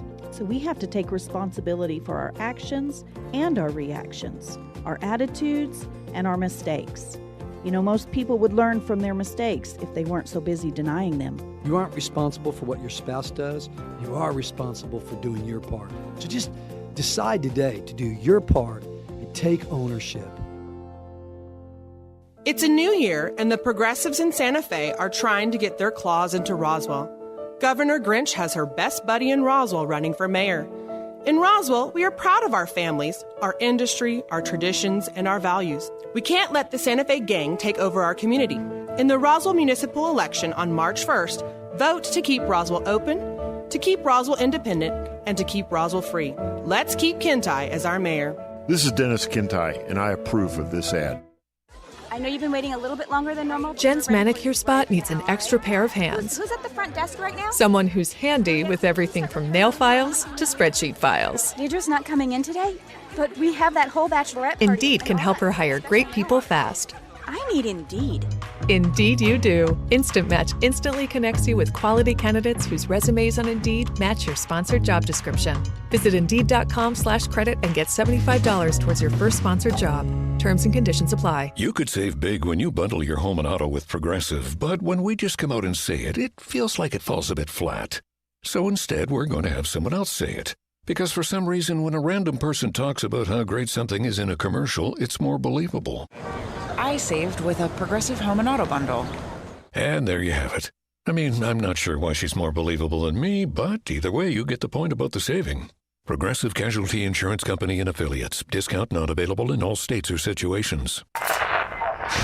No static at all. Your new home for talk radio is KEND Roswell.